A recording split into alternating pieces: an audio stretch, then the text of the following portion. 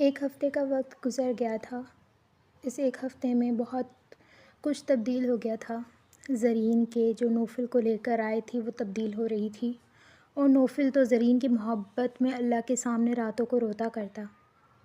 جازم نے اپنے دل کی بات سمیع خان کو بتا دی، اور سمیع خان بھی کے دل میں بھی یہی بات تھی، کیونکہ آبرو بالکل ایسی لڑکی تھی جیسی وہ اپنی بہو چاہتے تھے۔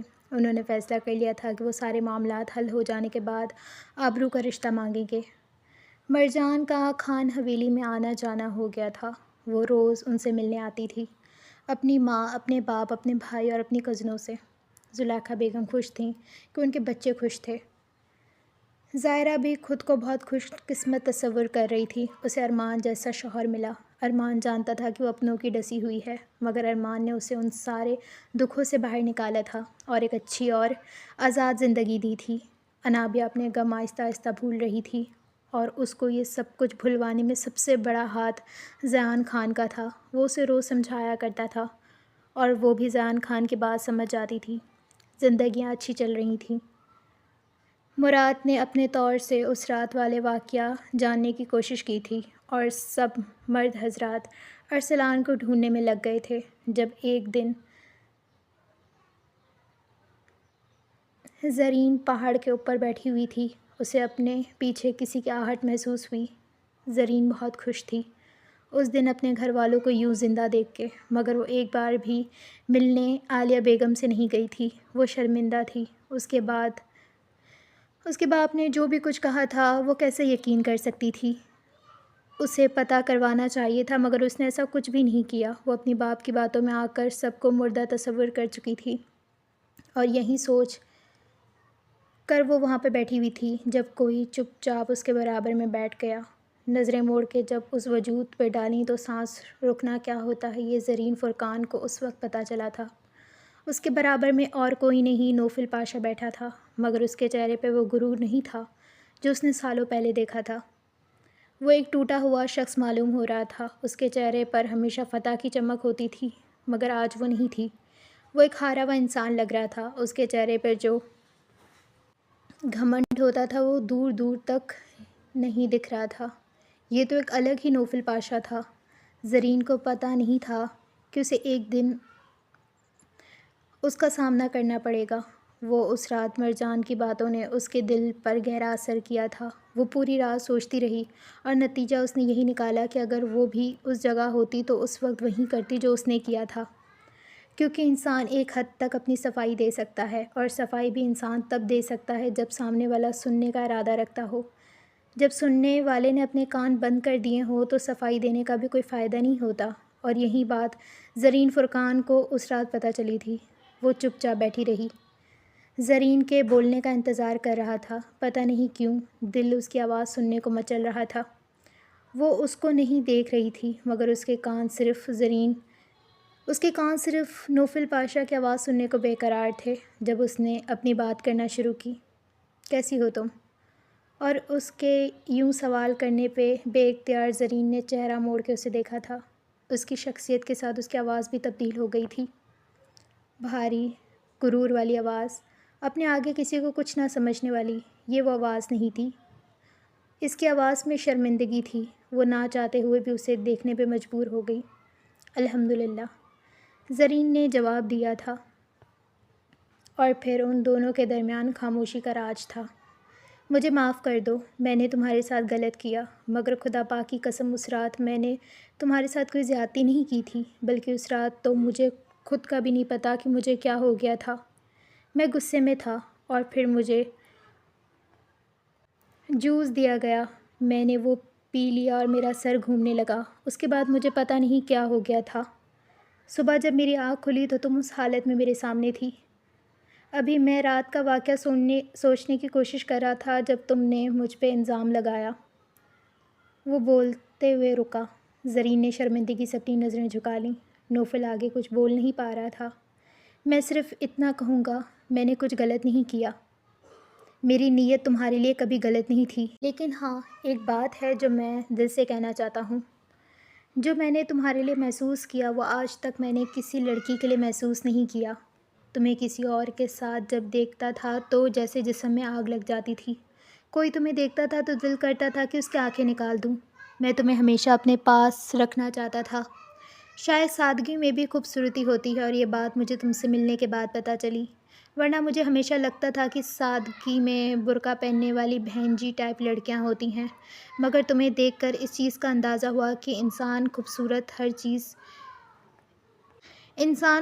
چیز ہمیشہ چھپا کے رکھتا ہے، اور خوبصورتی نمائش کے لیے نہیں ہوتی، اور جو نمائش کے لیے ہو وہ خوبصورتی نہیں بلکہ لالچ ہوتا ہے۔ میں نے کئی لڑکیوں کو دیکھا ہے جو خود کو نمایاں کرتی ہیں۔ ان کو لگتا ہے کہ وہ اس طرح کے لباس پہنیں گی تو لوگ اس کی تعریف کریں گے، لوگ ان کو سراہیں گے، لوگ ان کی طرف متوجہ ہوں گے، مگر شاید یہ بھول جاتی ہیں کہ ایسے لباس پہننے پر کوئی آپ کی طرف متوجہ تو ہو سکتا ہے، مگر کبھی عزت کی نظروں سے آپ کو نہیں دیکھ سکتا، کیونکہ ایسی نظروں میں ہوس ہوتی ہے، عزت نہیں۔ وہ بولتے ہوئے زرین کو حیران کرتا جا رہا تھا۔ زرین یک ٹک اس کی باتیں سن رہی تھی۔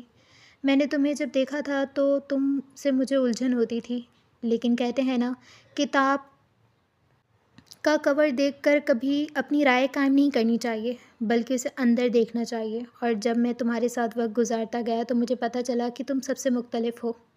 مجھے معاف کر دو، میں نے تمہارا ساتھ جو بھی کیا تھا اور جو بھی کہا تھا۔ مجھے پتہ ہے تم ایسی لڑکی نہیں ہو جو لڑکوں کو اپنی طرف متوجہ کرے، لیکن میں شرمندہ ہوں اپنے الفاظ پر۔ اور اگلے ہی پل وہ زرین فرقان کے سامنے ہاتھ جوڑ چکا تھا، اور زرین فرقان تو پتھر کا مجسمہ بن گئی تھی۔ اس نے تو کبھی خواب میں بھی نہیں سوچا تھا کہ نوفل پاشا اس کے سامنے یوں ہاتھ جوڑ کے معافی کا طلبگار ہوگا۔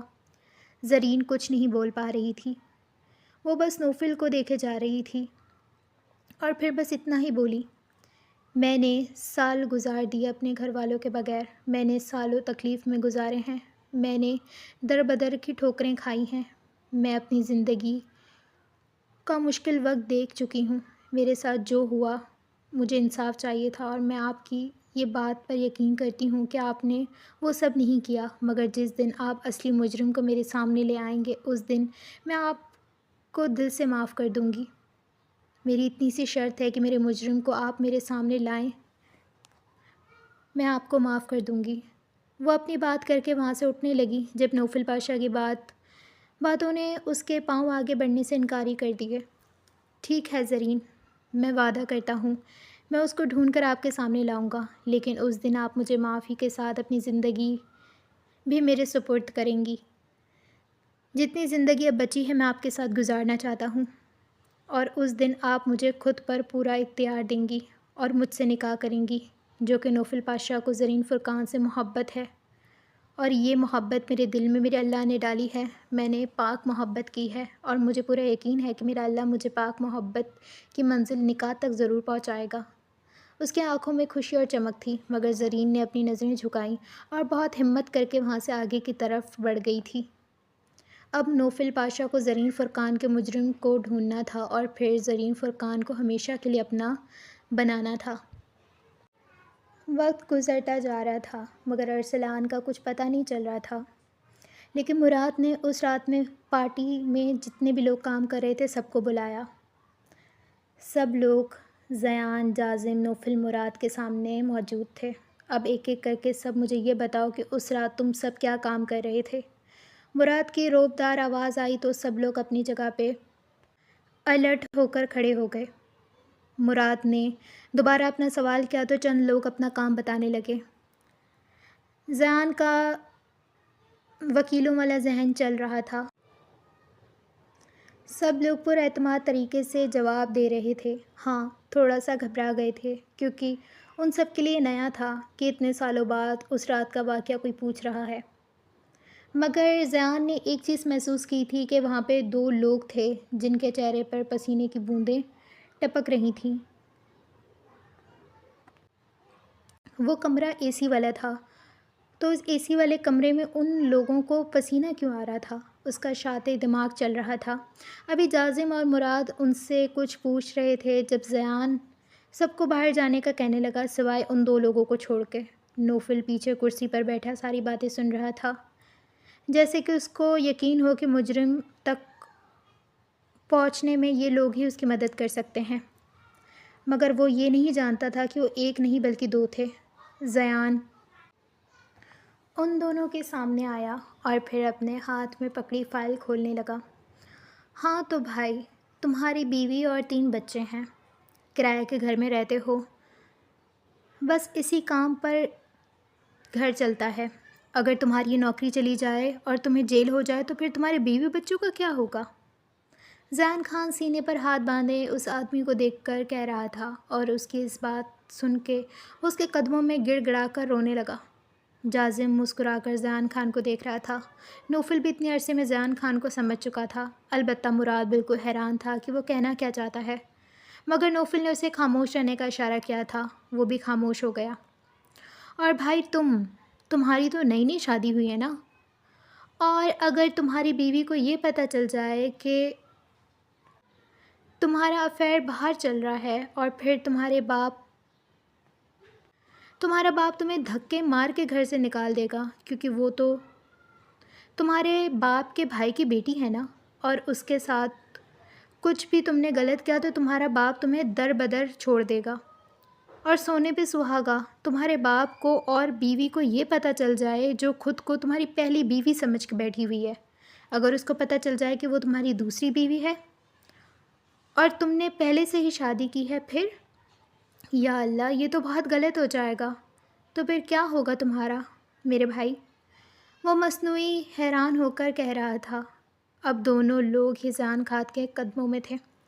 وکیل بننے کا یہی تو فائدہ ہوتا ہے، ان کے پاس لوگوں کے راز موجود ہوتے ہیں، اور وہ راز بھی موجود ہوتے ہیں جو لوگ اپنے تک ہی رکھتے ہیں، یا ان کو لگتا ہے کہ کسی کو نہیں پتہ، مگر یہ شاطر لوگ جنہیں وکیل کہا جاتا ہے، ان کے پاس سارے راز موجود ہوتے ہیں۔ چلو شاباش، اب جلدی سے بتاؤ اس رات کیا ہوا تھا، ورنہ… زیان خان نے انگلی اٹھا کے ان دونوں کو دیکھا تو وہ لوگ طوطے کی طرح ایک ایک سچ بتاتے گئے، اور اس سچ کو سنتے ہی نوفل اپنی جگہ سے اٹھ کھڑا ہوا۔ مجھے پتہ تھا ان سب میں ان لوگوں کا ہی ہاتھ ہو سکتا ہے۔ مراد کو بھی شک تھا، مگر اب ان کا شک یقین میں بدل گیا تھا۔ چلو پھر آگے کا گیم پورا کرتے ہیں، جازم آنکھ مارتے ہوئے نوفل کو کہہ رہا تھا۔ چلتے ہیں۔ وہ چاروں اس کمرے سے نکل چکے تھے۔ وہ لوگ اس ہوٹل میں آئے ہوئے تھے جہاں سے لوگوں کو بلایا گیا تھا نوفل کی پارٹی میں کام کرنے کے لیے، مگر ان چاروں لوگوں کو دیکھ کر کوئی بھی لڑکی اپنی نظر نہیں ہٹا پا رہی تھی۔ چاروں ایک سے بڑھ کر ایک تھے، مگر افسوس کی بات کہ چاروں کے ہی دل کسی نہ کسی کی محبت میں گرفتار تھے۔ چاروں کے دل پر لڑکیاں راج کرتی تھیں، کیونکہ نوفل پاشا کے دل پر صرف زرین فرقان کا راج تھا۔ اس نے نہ کبھی زرین کے علاوہ کسی کو اس دل میں آنے کی اجازت دی تھی، اور نہ اب کسی کو دینے کی ہمت تھی۔ جازم خان کے دل پر آبرو ہاشم کا راج تھا، اور آبرو ہاشم اپنی چیز کو شیئر نہیں کرتی تھی، اور یہ تو اس کی محبت تھا۔ اور سب سے آخر میں زیان خان، جس کے دل پر انابیہ پاشا دستک دے رہی تھی۔ اسے لگتا تھا کہ زائرہ کے علاوہ اسے کبھی کوئی لڑکی پسند نہیں آئے گی، مگر اب اسے احساس ہو رہا تھا کہ وہ تو زائرہ سے شاید محبت نہیں کرتا تھا، بلکہ وہ ایک وقتی جذبہ تھا جو زائرہ کے لیے زیان خان کے اندر بڑھ رہا تھا۔ اسے انابیہ اچھی لگنے لگ گئی تھی۔ اسے آج تک کسی لڑکی کے ساتھ ایسا محسوس نہیں ہوا تھا جیسا انابیہ کے ساتھ ہو رہا تھا۔ وہ اس سے بات کر کے اپنی پریشانیاں بھول جاتا۔ وہ لڑکی وقت کی ماری تھی، ورنہ دل کی بری نہیں تھی۔ یہ بات زیان خان بخوبی سمجھ چکا تھا، اس لیے زیان خان نے اپنے دل میں انابیہ پاشا کو بسا لیا تھا، اور اب یہ کہا جائے کہ زیان خان کے دل پر انابیہ پاشا حکومت کرتی ہے تو غلط نہیں ہوگا۔ وہ چاروں اپنی مثال آپ تھے، اور ان کے پاس اپنی ٹکر کی لڑکیاں بھی موجود تھیں۔ کچھ دن بعد مراد زلیخا بیگم کے گھر گیا تھا۔ اس کے ساتھ کچھ اور لوگ بھی موجود تھے۔ جب زلیخا بیگم نے ان کو صحن میں بیٹھنے کا کہا اور زائرہ کو کہا کہ وہ زرین کو بلا لائے، تو وہ اس بات میں سر ہلاتے ہوئے کمرے کے اندر چلی گئی۔ زرین کو نہیں پتہ تھا کہ باہر کون آیا ہے، اس لیے وہ چپ چاپ باہر آئی۔ جب سامنے سب لوگوں کو بیٹھا دیکھا تو ایک پل کے لیے اپنی جگہ پر اسٹل ہو گئی۔ سامنے اس کی ماں عالیہ بیگم موجود تھیں، ان کے ساتھ ہی اس کی بہن مہر، اور مہر کی گود میں ایک بچہ جو مہر کا ہی تھا، اور مراد کی گود میں ایک بچہ، وہ بھی انہی کا ہی تھا۔ وہ سمجھ گئی تھی۔ عالیہ بیگم نے جیسے ہی اپنی بیٹی کو دیکھا وہ جلدی سے آگے بڑھیں اور اسے سینے سے لگایا۔ زرین بھی خود پر ضبط نہیں کر پائے اور پھوٹ پھوٹ کر رونا شروع ہو گئی۔ اس کی ماں اسے سینے سے لگائے بس چپ کروانے کی کوشش کر رہی تھی، مگر اس کے آنسو رکنے سے ہی نہیں رک رہے تھے۔ مہر بھی آگے بڑھی اور ان دونوں کے گلے لگ گئی۔ یہ منظر وہاں پر موجود سب لوگوں نے دیکھا تھا۔ زلیخا بیگم بخوبی عالیہ بیگم کی تکلیف محسوس کر سکتی تھیں۔ کافی دیر بعد وہ سب لوگ ایک دوسرے سے جدا ہوئے۔ زرین اپنی ماں سے ہاتھ جوڑ کے معافی مانگ رہی تھی، مگر عالیہ بیگم نے اس کے جڑے ہوئے ہاتھ تھام لیے۔ مجھے معاف کر دیں امی، مجھے یوں بابا کی بات پہ یقین نہیں کرنا چاہیے تھا، بلکہ مجھے سچ جاننے کی کوشش کرنی چاہیے تھی۔ جب تک میں آپ لوگوں کو اپنی آنکھوں سے نہیں دیکھ لیتی تھی تب تک مجھے ان باتوں پہ یقین نہیں کرنا چاہیے تھا۔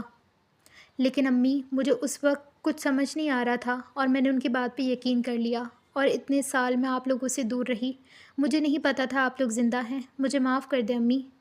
وہ پھوٹ پھوٹ کر آنسو بہا رہی تھی، مگر اس کے آنسو تب تھمے جب اس کی ماں نے اسے فرقان صاحب کا انجام بتایا۔ تمہارے باپ کو اس کے گناہوں کی سزا مل گئی ہے۔ جوئے میں بہت بڑی کھیل کھیلا تھا جو ہار گیا۔ ان لوگوں نے پیسے مانگے تو وہاں سے بھاگ گیا، مگر ان لوگوں نے اسے ڈھونڈ لیا۔ جب پیسوں کا مطالبہ کیا تو اس نے کہا کہ میرے پاس پیسے نہیں ہیں، تو ان لوگوں نے اسے جان سے مار ڈالا اور اس کے جسم کے اعضاء نکال کر بیچ دیے۔ اور تم جانتی ہو وہ لوگ کون تھے؟ زرین نے نفی میں سر ہلایا۔ وہ فرقان کے وہی دوست تھے جن کی وجہ سے وہ ہمارے ساتھ ایسا سلوک کیا کرتا۔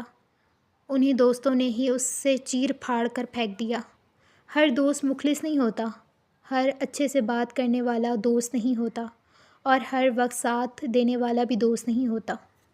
دوست تو وہ ہوتا ہے جو بغیر الفاظ جانے آپ کے جذبات سمجھ جائے۔ دوست جو الفاظوں سے جتائی جائے وہ دوستی نہیں، دوستی نظر آنے والی چیز ہے۔ جو باتوں میں آپ کو اپنے دوست کہے وہ دوست نہیں۔ جو آپ کو اپنی عادتوں سے اچھائی کی طرف متوجہ کرے وہ آپ کے ساتھ مخلص ہے اور وہیں آپ کا دوست ہے۔ برے راستے پر آپ کا ساتھ دینے والا یا آپ کو برے راستے پہ لے جانے والا ہرگز مخلص دوست نہیں ہو سکتا۔ جس کو اپنے آپ گناہ بتاؤ جسے آپ اپنا گناہ بتاؤ اور آپ کو روکنے کے بجائے شاباشی دے، وہ کبھی آپ کا مخلص دوست نہیں ہو سکتا، بلکہ وہ تو ایسا سانپ ہوتا ہے جسے ہم لوگ خود پال رہے ہوتے ہیں، اور وہ سانپ ہمیں ایک دن ڈس دیتا ہے۔ مخلص دوست وہی ہے جو آپ کو گناہوں سے روکے، جو آپ کو برے کاموں سے روکے، اور اگر آپ اس سے کوئی گناہ ہو بھی جائے تو وہ آپ کی اصلاح کرے اور آپ کو ان کاموں سے باز رکھے، وہ آپ کا مخلص دوست ہوتا ہے۔ اور مخلص دوست قسمت سے ملتے ہیں، یہ قسمت ہر کسی کے پاس نہیں ہوتی۔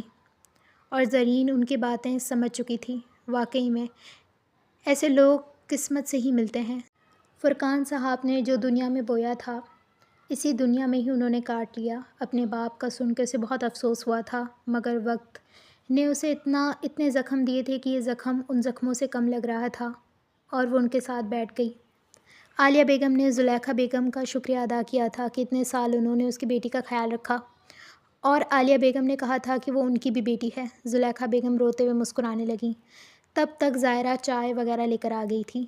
جب عالیہ بیگم نے انہیں کہا کہ وہ حویلی چلے تو اس نے صاف طور پہ منع کر دیا، مگر عالیہ بیگم کا اصرار تھا۔ زرین نے انہیں سمجھانا چاہا کہ وہ وہاں نہیں جا سکتی۔ جب تک حقیقت پتہ نہیں چل جاتی تب تک وہ اس حویلی میں قدم بھی نہیں رکھے گی۔ اور پھر مراد نے زرین کو کل اسکول کے بعد ملنے کا کہا تھا، کیونکہ زرین کا زائرہ کے ساتھ اسکول جانے کا ارادہ تھا۔ زرین نے اس بات میں سر ہلایا اور پھر وہ لوگ وہاں سے چلے گئے۔ پوری رات زرین کو نیند نہیں آئی تھی، وہ بس مراد کی باتیں سوچ رہی تھی۔ مراد نے اسے کہا تھا کہ تمہیں حقیقت کل پتہ چل جائے گی اور پھر تمہارا جو فیصلہ ہوگا ہم سب کو منظور ہوگا۔ مگر زرین یہی سوچ رہی تھی کہ اگر نوفل سچ میں بے قصور ہوا تو وہ نوفل سے شادی کرے گی، کیونکہ اس نے یہی کہا تھا کہ وہ ہمیشہ اسے اپنے پاس رکھنا چاہتا ہے، اور اس نے بھی یہ کہہ دیا تھا کہ اگر حقیقت سامنے آ گئی اور ان سب میں تمہارا کوئی قصور نہیں ہوا تو میں خود تم سے شادی کروں گی۔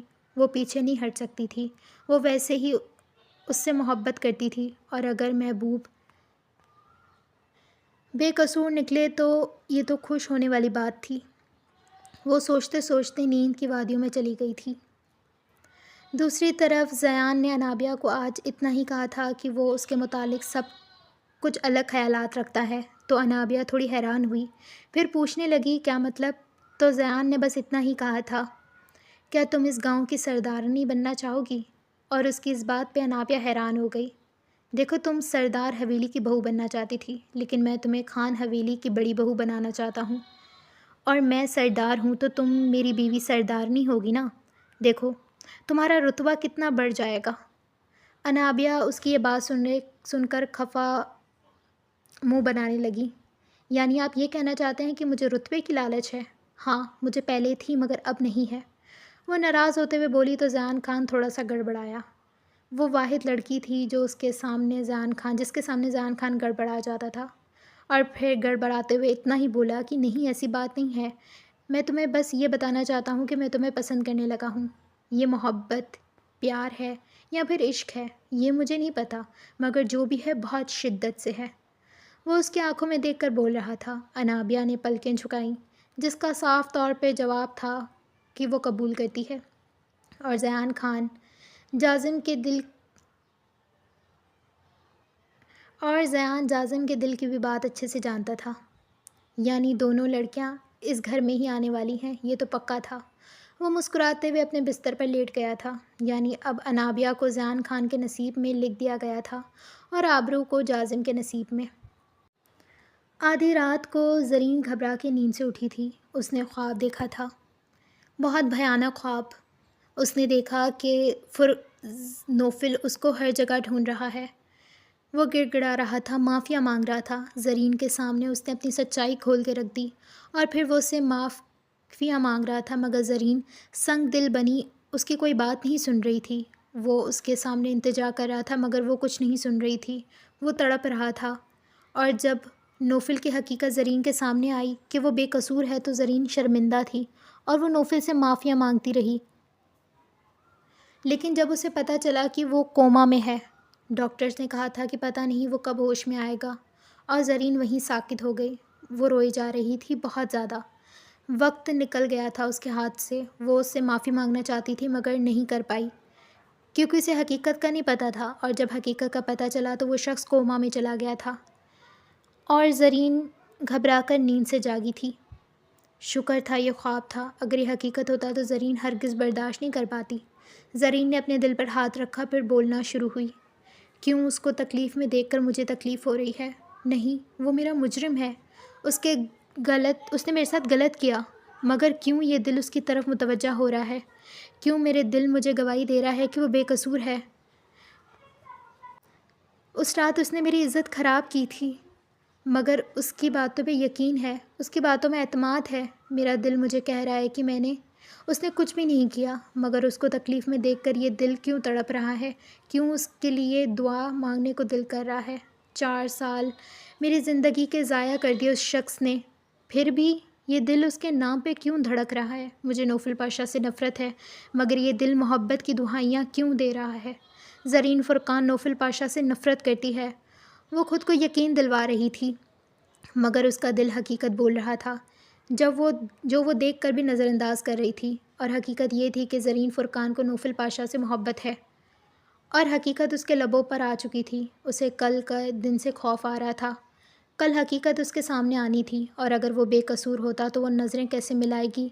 وہ اسی کشمکش میں تھی جب فجر کی اذانیں ہونے لگیں۔ وہ نماز کی نیت کر کے اپنا بستر چھوڑ کر وضو کرنے کے لیے چلی گئی تھی، اور اب وہ یہی دعا کرنے والی تھی کہ اللہ اس کو اتنی ہمت دے کہ کل وہ نوفل کا سامنا کر سکے۔ دوسری طرف نوفل کا حال بھی زرین سے مختلف نہیں تھا۔ وہ مطمئن تھا، اور کل کا اس کو بے صبری سے انتظار تھا۔ مراد نے اسے بتا دیا تھا کہ کل وہ زرین کو سب کچھ بتا دے گا۔ نوفل جانتا تھا کہ زرین حقیقت جان کے حیران ہو جائے گی، مگر حقیقت اسے بتانی تھی، اور وہیں حقیقت جان کر نوفل بھی حیران ہوا تھا، مگر وہ زرین کی حیرانگی سوچ رہا تھا۔ کل کا انتظار بے صبری سے سب کو تھا، اور بالآخر چاند سورج کو جگا دے رہا تھا، خود اپنے گھر کو روانہ ہو گیا تھا، اور بالآخر زرین اس جگہ پہ پہنچ چکی تھی جہاں پہ مراد نے اسے بلایا تھا۔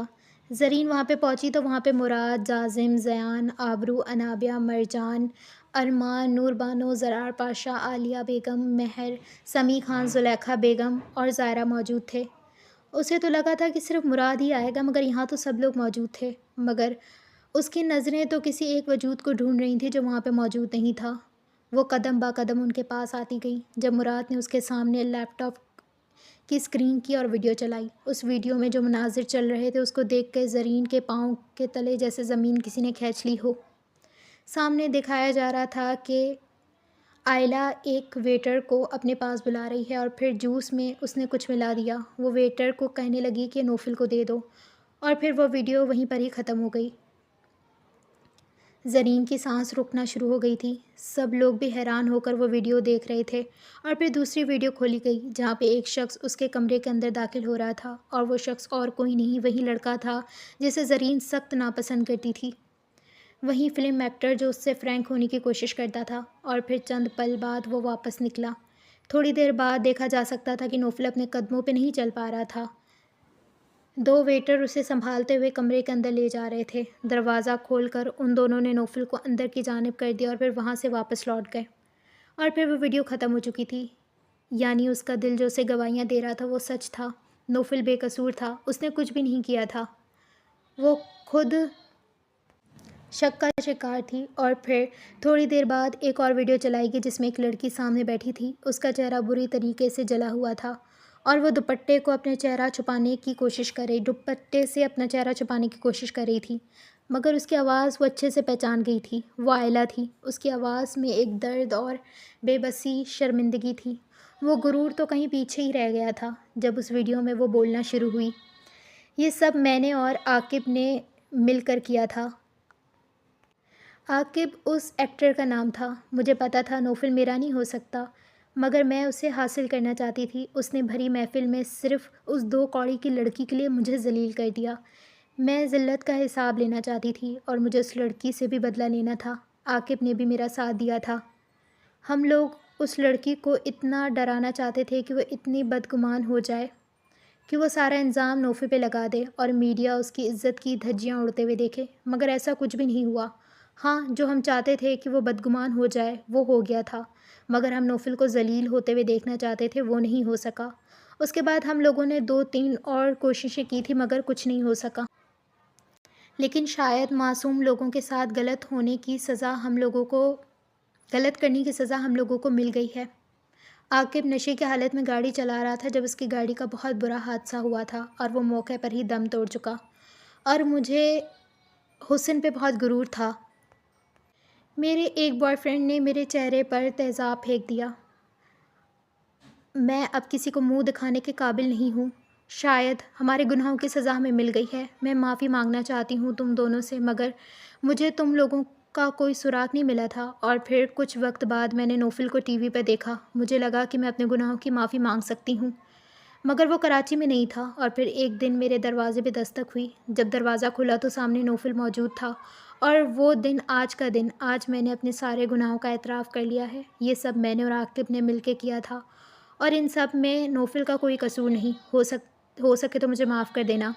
وہ ویڈیو بند ہو چکی تھی۔ زرین پتھر کی ہو کر وہیں پر ہی گرنے والے انداز میں بیٹھ گئی۔ مرجان آگے بڑھ کر اس کے کندھے پر ہاتھ رکھنے لگی۔ اس کے ساتھ یہ سب ان دونوں نے کیا تھا، اس میں نوفل کا کوئی قصور نہیں تھا۔ آج زرین کو احساس ہوا تھا کہ وہ جو بھی دل میں نوفل کے لیے نفرت پیدا کرنے کی کوشش کر رہی تھی، مگر وہ پیدا نہیں ہو پا رہی تھی، بلکہ نفرت کی جگہ محبت لے رہی تھی۔ اس کو فکر ہو رہی تھی، اس کو گھبراہٹ ہو رہی تھی۔ وہ اس کے لیے بد دعا کرنا چاہتی تھی، مگر لبوں سے دعا نکل رہی تھی۔ آج اسے احساس ہو رہا تھا اللہ نے اس کے لیے نوفل کو چنا تھا۔ نوفل بے قصور تھا۔ اس کے لیے اللہ نے اس کے دل میں کبھی برائی نہیں آنے دی، بلکہ اچھائی ڈالی تھی۔ اس کے لب بد دعا کے لیے کھلتے تھے، مگر لبوں سے دعا نکلتی تھی۔ یہ سب اللہ کی طرف سے تھا۔ بے شک اللہ اپنے نیک بندوں کو کبھی کچھ نہیں ہونے دیتا، اور اس چیز کا اندازہ اسے ہو چکا تھا۔ اس نے آس پاس نظر گھمائی، مگر نوفل کہیں بھی نہیں تھا۔ اس کی نظریں بس نوفل کو ہی ڈھونڈ رہی تھیں، جب یکدم سمیع خان کا موبائل بجنے لگا اور اکمل رازق کا نام جگمگا رہا تھا۔ اکمل رازق کی بات سن کر پہلے تو وہ حیران ہوئے، پھر سب کو فوراً حویلی چلنے کا کہا۔ سب سے پہلے سب نے پوچھا نوفل کہاں ہے، مگر انہوں نے کہا کہ وہ کسی کام سے گیا ہوا ہے، آ جائے گا۔ سب لوگ جب حویلی پہنچے تو سامنے کا منظر دیکھ کر سب لوگ اپنی جگہ پر ٹھہر گئے۔ سامنے صوفے پر ایک وجود بیٹھا تھا۔ جب اس وجود کی نظر ان سب پہ پڑی تو وہ مسکراتے ہوئے آگے بڑھا اور ان کے گلے لگ گیا۔ مگر اصلی حیرت کے پہاڑ تو ان پہ تب ٹوٹے جب سیڑھیوں سے ایک لڑکی اترتی ہوئی نظر آ رہی تھی۔ اس کی گود میں ایان تھا، اور معجزات ہوتے ہیں اس بات پر اس دن سب لوگ ایمان لے آئے تھے۔ سامنے ارسلان اور اسمارا کھڑے تھے۔ ان دونوں کو یوں دیکھ کر سب لوگ اپنی جگہ پہ اسٹل ہو گئے تھے۔ ارسلان کا تو سب کو پتہ تھا کہ وہ زندہ ہے، مگر اسمارا؟ ابھی وہ لوگ کچھ بھی کہتے کہ نوفل داخلی دروازے سے داخل ہوا اور سامنے اپنے بھائی اور بھابھی کو دیکھ کر بے اختیار آگے بڑھا اور ارسلان کے گلے لگ گیا۔ ارسلان نے اسے زور سے گلے سے لگایا اور پھر دونوں بھائیوں کے آنکھوں سے آنسو جاری ہو گئے۔ ان سخت اور رعبدار مردوں کو سب لوگ روتے ہوئے دیکھ رہے تھے۔ ابھی وہ لوگ یوں ہی تھے جب اکمل رازق کی آواز ان کے کانوں تک آئی تھی۔ بھائی، اب حقیقت تم لوگوں نے جاننی ہے یا نہیں؟ وہ سمیع خان کو آنکھ مارتے ہوئے بول رہا تھا۔ لا حول ولا قوت، میں تو کہتا ہوں سب سے پہلے اس کی شادی کرواؤ، ورنہ یہ تو مجھ پہ گندی نظر رکھ کے بیٹھا ہوا ہے۔ سمیع خان کانوں کو ہاتھ لگاتے ہوئے کہہ رہے تھے۔ دورہ پھٹے منہ، میرے اتنے برے دن نہیں آئے ہیں کہ تم پہ نظر رکھوں، جا پرے مر، وہ بھی منہ بناتے ہوئے بول رہے تھے۔ اسمارا نے ایان کو اپنے سینے سے لگایا ہوا تھا۔ اکمل رازق ابھی کچھ بولتے کہ ان کو پیچھے سے کسی کی آواز سنائی دی۔ چچا جان، یہ زحمت کا موقع آپ مجھے دے دیں، میں بتاتا ہوں۔ سب لوگوں نے چونک کر اس وجود کو دیکھا تھا۔ سمیع خان نے جب اپنے دماغ پر زور ڈالا تو اسے یاد آیا کہ یہ اکمل رازق کا بھتیجا عالم نور خان ہے۔ زیان اور جازم نے بھی بچپن میں اسے دیکھا تھا، مگر وہ اب اتنا ہینڈسم ہو چکا تھا کہ ان لوگوں کو تو وہ خود سے زیادہ ہینڈسم لگ رہا تھا، مگر سب لوگوں کو پہلے تجسس تھا یہ جاننے کا کہ سب کچھ کیسے ہوا، اور پھر وقت کو تھوڑا پیچھے لے جایا گیا۔ 4 سال پہلے۔ ارے یار، آ رہا ہوں، صبر کر جاؤ۔ عالم اپنے گاڑی رفتار سے چلاتا جا رہا تھا جب تھوڑا آگے سے ایک گاڑی پیڑ سے ٹکرائی ہوئی نظر آئی۔ اس نے یکدم اپنی گاڑی کو بریک مارا اور اس گاڑی کی طرف بڑھنے لگا۔ اس گاڑی میں ایک لڑکا موجود تھا جس کے سر سے خون نکل رہا تھا، مگر عالم کو تھوڑا ہی وقت لگا تھا اس شخص کو پہچاننے میں۔ وہ فیمس فلم ایکٹر نوفل پاشا کا بھائی تھا۔ ایک بار وہ ایک پارٹی میں گیا تھا جہاں پہ نوفل کے ساتھ اس نے ارسلان کو دیکھا تھا، مگر اس کا بہت بڑا ایکسیڈنٹ ہوا تھا، مگر وہ پورے طریقے سے ابھی بے ہوش نہیں ہوا تھا۔ اس نے عالم کا کالر پکڑا اور اسے اپنے قریب کیا۔ عالم کو اس کی آواز صحیح سے نہیں آ رہی تھی، مگر ارسلان کچھ بولنا چاہتا تھا۔ میرے چچا مجھے مروانا چاہتے ہیں، وہ میری بیوی کو بھی مارنا چاہتے ہیں، اسے بچا لو۔ اور عالم اس کی بات سمجھنے کی کوشش کر رہا تھا۔ جب ارسلان نے فون اس کی طرف بڑھایا تو عالم نے میسج دیکھا جس میں ہاسپٹل کا ایڈریس تھا۔ عالم سمجھ گیا تھا کہ شاید اس کے خاندان میں ہی کوئی اس کا دشمن ہے جو یہ سب کچھ کروا رہا ہے، مگر عالم ابھی صحیح طریقے سے نہیں جانتا تھا کہ کون کون دشمن ہے۔ عالم نے ارسلان سے اور کچھ پوچھنا چاہا جب وہ بے ہوش ہو چکا تھا، اور عالم جلدی سے اپنی گاڑی میں بیٹھ کر اسے ہاسپٹل کی طرف لے جانے لگا۔ عالم کا دماغ بہت تیز چل رہا تھا، اسے کیسے بھی کر کے اس شخص کو بچانا تھا۔ عالم کا بچپن ہی سے ایڈونچر کا بہت زیادہ شوق تھا، اور اب تو اس کے پاس ایک اچھا موقع تھا۔ اس نے ایک گیم کھیلا اور اپنے بندوں کو کہہ دیا کہ ایک لاوارث لاش کو ارسلان کی جگہ پہ رکھ دو اور گاڑی کو آگ لگا دو، تاکہ سب لوگوں کو لگے کہ ارسلان مر چکا ہے۔ ارسلان جو بچ گیا تھا، عالم نے ایڈریس دیکھا اور پھر اسے ہاسپٹل کی طرف بڑھ گیا تھا۔ جب وہ ہاسپٹل پہنچا تو ریسیپشن سے پوچھنے لگا کہ اسمارا پاشا کہاں پر ہیں۔ جب اس ریسیپشن نے بتایا کہ وہ آگے کی طرف جانے لگا۔ جب آپریشن تھیٹر کے باہر اس نے بہت سارے لوگوں کو دیکھا اور چند پل لگے اسے سب کچھ سمجھنے میں۔ اس ہاسپٹل کا مالک اس کا بہت اچھا دوست تھا، اس لیے عالم نے اسے کہا کہ وہ یہ کہہ دے کہ اسمارا آپریشن کے وقت زندہ نہیں بچ سکی اور اسے کیسے بھی کر کے اس ہاسپٹل سے باہر نکالے، مگر اس کے دوست نے کہا کہ آسان نہیں ہے کیونکہ اس کے گھر والے باہر ہی ہیں۔ تو پھر انہوں نے اسمارا کو نیند کا انجیکشن لگا دیا جس سے وہ 24 گھنٹے سے پہلے تو ہوش میں آنے والی نہیں تھی۔ جب سب لوگوں کو لگا کہ وہ مر چکی ہے تو پھر اسے دفن کرنے کا کام شروع کیا گیا۔ اسے دفن کر کے سب لوگ واپس گئے، اپنے گھر کے لیے روانہ ہو چکے تھے۔ اسی پل عالم اپنے لوگوں کے ساتھ وہیں پہنچا اور قبر کو کھودنے لگا۔ اسمارا زندہ تھی، اسے قبر سے نکالا گیا تھا۔ اس نے اسمارا کو قبر سے نکالا اور جہاں پر ارسلان کو رکھا تھا وہیں پر ہی اسے لے گیا۔ ارسلان کا جو علاج کر رہا تھا ڈاکٹر نے بتایا کہ وہ کوما میں جا چکا ہے۔ کسی کو بھی نہیں پتا تھا کہ اسے ہوش کب آئے گا، اس لیے ان سب کو بس صبر ہی کرنا تھا۔ اسمارا کو ہوش آیا تو ارسلان کو اس حالت میں دیکھ کر وہ رونا شروع ہو گئی، مگر عالم نے اس کے سر پر شفقت کا ہاتھ رکھا اور اسے کہا تھا کہ بہن سب کچھ ٹھیک ہو جائے گا۔ اسمارا جانتی تھی کہ جب تک ارسلان ٹھیک نہیں ہو جاتا تب تک حویلی میں جانا صحیح نہیں ہوگا، کیونکہ حویلی میں ان کے دشمن موجود تھے، مگر وہ اپنے بچے کو دیکھنا چاہتی تھی۔ عالم نے اسے سمجھایا تھا کہ اسے کچھ صبر کرنا پڑے گا۔ وقت گزرتا جا رہا تھا۔ عالم کو خبر ملی کہ ارسلان کے چچا کو پتہ چل گیا ہے کہ وہ زندہ ہے۔ اس سے پہلے کہ وہ لوگ وہاں پہ پہنچتے وہ اسمارا اور ارسلان کو لے کر وہاں سے جا چکا تھا۔ وہ کوئی معمولی انسان تو تھا نہیں، نہ اسے ان لوگوں سے ڈر لگتا تھا، بلکہ وہ اس گیم کو اور لمبا کرنا چاہتا تھا۔ وہ چھپن چھپائی کا کھیل کھیل رہا تھا اور اسے ان سب میں بہت مزہ آ رہا تھا۔ وقت گزرتا جا رہا تھا مگر ارسلان کو ہوش نہیں آیا اور پھر بالآخر 4 سال بعد وہ ہوش میں آیا تھا۔ ڈاکٹر تو امید چھوڑ چکے تھے مگر اسمارا کو یقین تھا کہ وہ ضرور واپس آئے گا اپنے بیٹے کے لیے، اسمارا کے لیے، اور وہ واپس آ چکا تھا۔ جب بہت وقت بعد عالم کی بات اپنے چچا سے ہوئی تو اس کے چچا نے اسے بتایا کہ نوفل کا پورا خاندان یہاں پر موجود ہے، اور ارسلان نے اکمل رازق کی بات سن لی تھی۔ وہ اپنے بھائی سے ملنے کے لیے بےتاب تھا اور اسمارا اپنے گھر والوں سے اور اپنے بیٹے سے، اس لیے وہ لوگ عالم نور خان کے ساتھ واپس آ گئے تھے۔ حقیقت مکمل ہوئی، وہ دونوں صحیح سلامت سامنے کھڑے تھے، اور جس کی وجہ سے کھڑے تھے وہ ہاتھ باندھ کر مسکراتے ہوئے سب کو دیکھ رہا تھا۔ وہ اپنا گیم اچھے سے کھیلنا جانتا تھا اور جیتنا بھی۔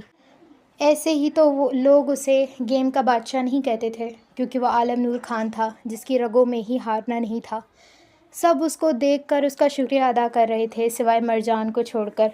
مرجان نے جب اپنے ذہن پر غور کیا تو وہ اس شخص کو پہچان گئی تھی۔ پہچان تو شاید وہ شخص بھی اسے گیا تھا، تبھی تو وہ مسکراتے ہوئے مرجان کو دیکھ رہا تھا۔ کچھ وقت پہلے جب وہ شہر گئی تھی وہاں پر اسے کچھ کپڑے پسند آئے تھے۔ ابھی وہ کپڑے لے کر دکان سے باہر نکلنے ہی والی تھی جب کسی سے بری طریقے سے ٹکرائی تھی۔ ٹکرانے والے نے اس کو گرنے سے بچا لیا تھا، مگر اس کا یوں چھونا مرجان کو سخت زہر لگا تھا۔ اس نے کھا جانے والی نظروں سے اس شخص کو دیکھا تو وہ خود کو سنبھالتے ہوئے پیچھے ہٹ کر کھڑا ہو گیا۔ مرجان نے کچھ نہیں کہا اور وہاں سے جانے لگی، مگر وہ شخص بول اٹھا، "آئی ایم سوری، آپ کچھ کہیں گی نہیں؟" وہ مرجان کو دیکھ کر بول رہا تھا، "جی نہیں، مجھے کچھ نہیں بولنا، بس آپ چشمہ استعمال کر لیجیے، آپ کی مہربانی ہوگی۔" وہ یہ کہہ کر آگے بڑھنے ہی لگی تھی جب عالم پھر سے اس کے سامنے آ گیا۔ "کیا مطلب آپ کو؟ میں اندھا نظر آتا ہوں؟" تو مرجان نے اسے گھور کر دیکھا، پھر بولنا شروع ہوئی۔ "دیکھیے جناب، ہم کافی وقت سے خود پہ ضبط کر کے کھڑے ہوئے ہیں۔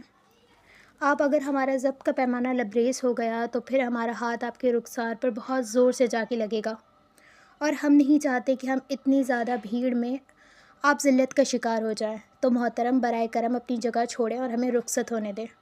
وہ یہ کہہ کر وہاں سے جا چکی تھی اور پیچھے عالم ہکا بکا کھڑا رہ گیا۔ اسے سمجھ نہیں آ رہا تھا کہ وہ تعریف کر کے گئی ہے یا پھر ذلیل کر کے، مگر جو بھی کر کے گئی تھی بہت پیار سے کر کے گئی تھی۔ ہائے، اردو میں تو گالیاں بھی گالیاں نہیں لگتی، اور یہ تو اتنا میٹھا بول کے گئی ہے، مجھے تو شوگر کی بیماری ہو جائے گی۔ وہ اپنے دل پر ہاتھ رکھتے ہوئے اسے جاتے ہوئے دیکھ رہا تھا، اور آج دوبارہ اسے یہاں دیکھا تو اس کے چہرے پہ مسکراہٹ آ گئی تھی۔ عالم نے اپنے رخسار کی طرف یعنی اپنی گال کی طرف اشارہ کیا تو مرجان شرم کے مارے سرخ ہو گئی۔ اسے یاد آ گیا تھا کہ وہ اسے وہ بات یاد دلا رہا تھا۔ البتہ اس دن وہ اداس تھی کیونکہ طلحہ کا دھوکہ اسے بار بار یاد آ رہا تھا، اس لیے وہ بحث کرنے کے ارادے میں نہیں تھی، تو بہت تمیز کے ساتھ اسے ذلیل کر کے وہاں سے جا چکی تھی، مگر اس کا ذلیل کرنا عالم نور خان کے دل میں ایسی قیامت برپا کر چکا تھا جس کا شاید مرجان پاشا کو بھی علم نہیں تھا۔ سب لوگ ان دونوں سے مل رہے تھے، خوشی جیسے دوبارہ لوٹ آئی تھی، مردے جیسے زندہ ہو گئے تھے۔ سب کو اتنا اچھا لگ رہا تھا، کسی کو اپنی آنکھوں پہ یقین نہیں آ رہا تھا۔ ارسلان کو جب اپنی بہن کا پتہ چلا تو بہت زیادہ خوش ہوا تھا۔ مرجان بھی اپنے بھائی کے سینے سے لگ گئی تھی۔ آج بالآخر ان کا خاندان مکمل ہو چکا تھا۔ نور بانو پاشا روتے روتے ہنسنے لگیں اور بالآخر سمیع خان نے اپنے دل کی بات کر لی تھی کہ وہ آبرو کا رشتہ جازم کے لیے چاہتے ہیں اور زیان کا رشتہ انابیہ کے لیے۔ آبرو تھوڑا حیران ہوئی تھی مگر انابیہ شرما رہی تھی۔ آبرو حیران اس لیے تھی کیونکہ اسے نہیں پتہ تھا کہ جازم اتنا جلدی سمیع خان سے بات کر چکا ہے، اور انابیہ شرما اس لیے رہی تھی کیونکہ زیان خان نے اس سے اجازت لی تھی اور وہ اسے اجازت دے چکی تھی۔ باتوں باتوں میں زرار پاشا نے نوفل کا رشتہ زرین کے لیے عالیہ بیگم سے مانگا تو عالیہ بیگم نے دوپٹے سے اپنی آنکھیں صاف کرتے ہوئے اپنی بیٹی کی طرف دیکھا۔ زرین نظریں جھکا کر نیچے ہی دیکھ رہی تھی، گویا نظریں اٹھا کر نوفل کو دیکھنے کی ہمت نہیں رہی تھی۔ وہ بہت شرمندہ تھی مگر اس نے پلکوں سے عالیہ بیگم کو اس بات میں اشارہ کر دیا تھا۔ سب لوگ مسکرا کر مبارکباد دے رہے تھے۔ زرار پاشا نے کہا تھا کہ وہ اپنی حویلی یعنی سردار حویلی واپس جانا چاہتے ہیں اور وہیں سے ہی وہ انابیہ اور آبرو کو رخصت کرنا چاہتے ہیں کیونکہ وہ ان کا حقیقی گھر ہے۔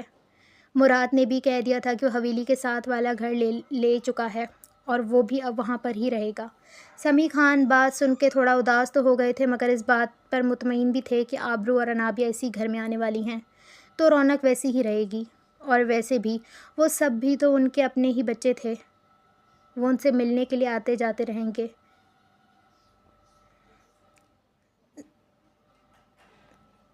زرین نے زلیخا بیگم، ارمان اور ظاہرہ کو بھی اپنے ساتھ کراچی چلنے کا کہا تھا مگر انہوں نے انکار کر دیا تھا یہ کہہ کر کہ بیٹیوں کو تو ایک دن رخصت ہی ہو جانا ہے۔ تم میری بیٹی ہو اور میں تمہیں رخصت کروں گی، بیٹی کے گھر رہنا مجھے زیب نہیں دیتا۔ مگر زرین بھی تو اپنے نام کی ایک تھی، زبردستی انہیں منا چکی تھی۔ اب وہ ان سب کا حویلی جانا پکا ہو گیا تھا اور اس جمعے کو نکاح اور رخصتی رکھ دی گئی تھی۔ سب لوگ بہت خوش تھے مگر سمیع خان نے ان سے کہہ دیا تھا کہ زرین کی رخصتی خان حویلی سے ہوگی۔ اب مسئلہ یہ تھا کہ ان لوگوں کو کراچی اور سوات کے چکر لگانے تھے، اس لیے ان لوگوں نے یہی سوچا تھا کہ ہم لوگ سوات میں ہی شادی کر لیتے ہیں، زرین کو رخصت کر کے کراچی لے جائیں گے۔ اس بات پہ سب لوگ مطمئن تھے۔ وقت گزرتا گیا اور آج ساری دلہنوں کو مایوں میں بٹھا دیا گیا تھا۔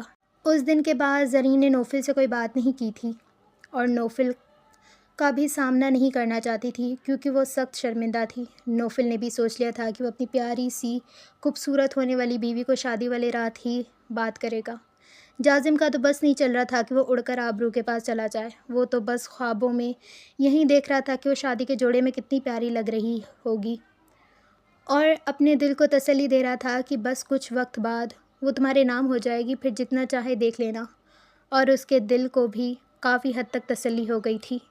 لیکن ان سب میں زیان خان سب سے الگ تھا۔ اس نے سیدھا فون اٹھایا اور انابیہ کو فون ملا دیا۔ دوسری طرف انابیہ مایوں میں بیٹھی تھی۔ جب اسے زیان خان کا نمبر فون پر جگمگاتا نظر آیا تو ایک مسکراہٹ اس کے چہرے پر جگہ لے چکی تھی مگر اگلے ہی پل وہ مسکراہٹ غائب ہو گئی جب فون مرجان نے فوراً انابیہ کے ہاتھ سے چھین لیا اور ریسیو کرنے لگی۔ تبھی وہ کچھ بولتی کہ سامنے سے زیان خان کی آواز آئی تھی، یار میری جان، بہت یاد کر رہا ہوں، تمہیں دیکھنے کا بہت دل کر رہا ہے، جلدی سے ویڈیو کال کرو، شادی تک کا صبر ہی نہیں ہو پا رہا۔ دوسرے لوگ تو بے وقوف ہیں جو تڑپ رہے ہیں مگر میں تو نہیں ہوں۔ بات کیوں نہیں کر رہی ہو، بولو۔ جب سامنے سے کوئی جواب نہیں ملا تو وہ الجھن کا شکار ہو کر ہلو کرنے لگا۔ جب مرجان کی آواز اس کے کانوں تک آئی تھی، لالا خدا کا خوف کریں، باقی لوگوں کو صبر ہے مگر آپ دیکھیں بے صبرے نکلے۔ سب سے شریف انسان جب ایسی حرکتیں کرے تو انسان کو ہارٹ اٹیک آ جاتا ہے اور وہ مجھے آنے ہی والا ہے۔ آبرو باجی جلدی سے مجھے سنبھال لیں ورنہ میں تو ابھی مر ہی جاؤں گی۔ اور یہ کیا میری جان؟ واہ زیان لالا، آج تک آپ نے جازم کو بھی نہیں کہا ہوگا مگر یہاں تو دیکھیں میری جان، ہائے میرا دل بند ہو جائے گا۔ وہ اپنے دل کے مقام پر ہاتھ رکھتے ہوئے فون کو گھور رہی تھی۔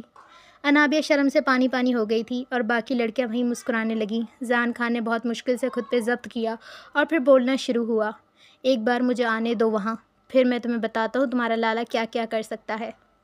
یہ کہہ کر وہ فون بند کر چکا تھا۔ پیچھے مرجان کی ہنسی پوری سردار حویلی میں گونج رہی تھی۔ دن گزرتے جا رہے تھے، شادی کا دن بھی قریب آتا جا رہا تھا اور آج بالآخر ان کے نکاح کا دن تھا جب مرجان چلتے چلتے عالم سے ٹکرا گئی تھی۔ ہائے کیا ہم یہ سمجھیں کہ آپ جان بوجھ کے ہم سے ٹکرا رہی ہیں؟ وہ آنکھیں چھوٹی کرتے ہوئے مرجان کو مسکرا کر دیکھ رہا تھا۔ آج کل کچھ زیادہ ہی خوش فہمیوں کے شکار نہیں ہو گئے آپ؟ میرے اتنے برے دن نہیں آئے کہ میں جان بوجھ کے آپ سے ٹکراؤں۔ اور عالم نور خان، میرے راستے پہ مت آئیے، وہ ایک ایک لفظ چبا کر بول رہی تھی۔ یہ 7ویں یا 8ویں بار تھا جب مرجان کا سامنا عالم سے ہوا تھا۔ ہر بار کی طرح مرجان اسے نظر انداز کر رہی تھی اور عالم اس سے بات کرنے کی کوشش۔ کیوں نہ آؤں؟ اور راستے میں جب مجھے راستے ایک کرنے ہیں تو راستے میں تو آنا پڑے گا نا۔ اس کے الفاظ میں واضح طور پہ محبت دیکھی جا سکتی تھی، مگر وہ اپنے ماضی کی وجہ سے وہ ڈر گئی تھی۔ اب وہ کسی اور پر بھروسہ کرنے کی ہمت نہیں تھی اس میں۔ وہ سخت لہجے میں عالم کو کہہ چکی تھی کہ وہ اس کے راستے میں آنا بند کر دے، مگر عالم بھی اپنے نام کا ایک تھا، پیچھے ہٹنے والوں میں سے نہیں تھا۔ کیا کروں؟ دور ہی تو نہیں رہ پا رہا۔ لوگ خوبصورتی کے دیوانے ہوتے ہیں اور میں آپ کی لمبی زبان کا دیوانہ ہو گیا۔ کیا کروں؟ بات آگے تک نکل آئی ہے، اب پیچھے مڑنے کا سوال ہی نہیں پیدا ہوتا۔ میں نے آپ کے بھائی اور بھابھی کی حفاظت خود سے بڑھ کر کی، مگر دیکھیں، مجھے کیا پتا تھا قسمت مجھے آپ سے ملا دے گی۔ اس دن کے بعد میں نے آپ کو ڈھونڈنے کی کوشش کی تھی، مگر آپ مجھے کہیں نہیں ملی۔ قسمت کا لکھا سمجھ کے میں بھولنے ہی والا تھا، مگر دیکھیں، آپ سے دوبارہ ملاقات ہو گئی، اور ملاقات بھی ایسی کہ اب تو پیچھے مڑنے کا سوال ہی نہیں ہے۔ وہ گمبھیر لہجے میں کہہ رہا تھا، عالم نور خان، جس راستے پر آپ چل رہے ہیں، اس راستے میں سوائے مایوسی کے آپ کو کچھ نہیں ملے گا۔ اس لیے بہتر ہوگا یہ راستہ چھوڑ دیں اور آئندہ میرے راستے میں آنے سے گریز کیجیے گا۔ وہ یہ کہہ کر آگے کی طرف بڑھنے ہی لگی تھی جب عالم کے الفاظ اس کے کانوں سے ٹکرائے۔ معاف کیجیے گا مرجان پاشا، عالم نور خان نے آج تک جس چیز کو چاہا اسے پایا ہے، اور آپ سے وعدہ ہے، آپ صرف عالم نور خان کی بنیں گی۔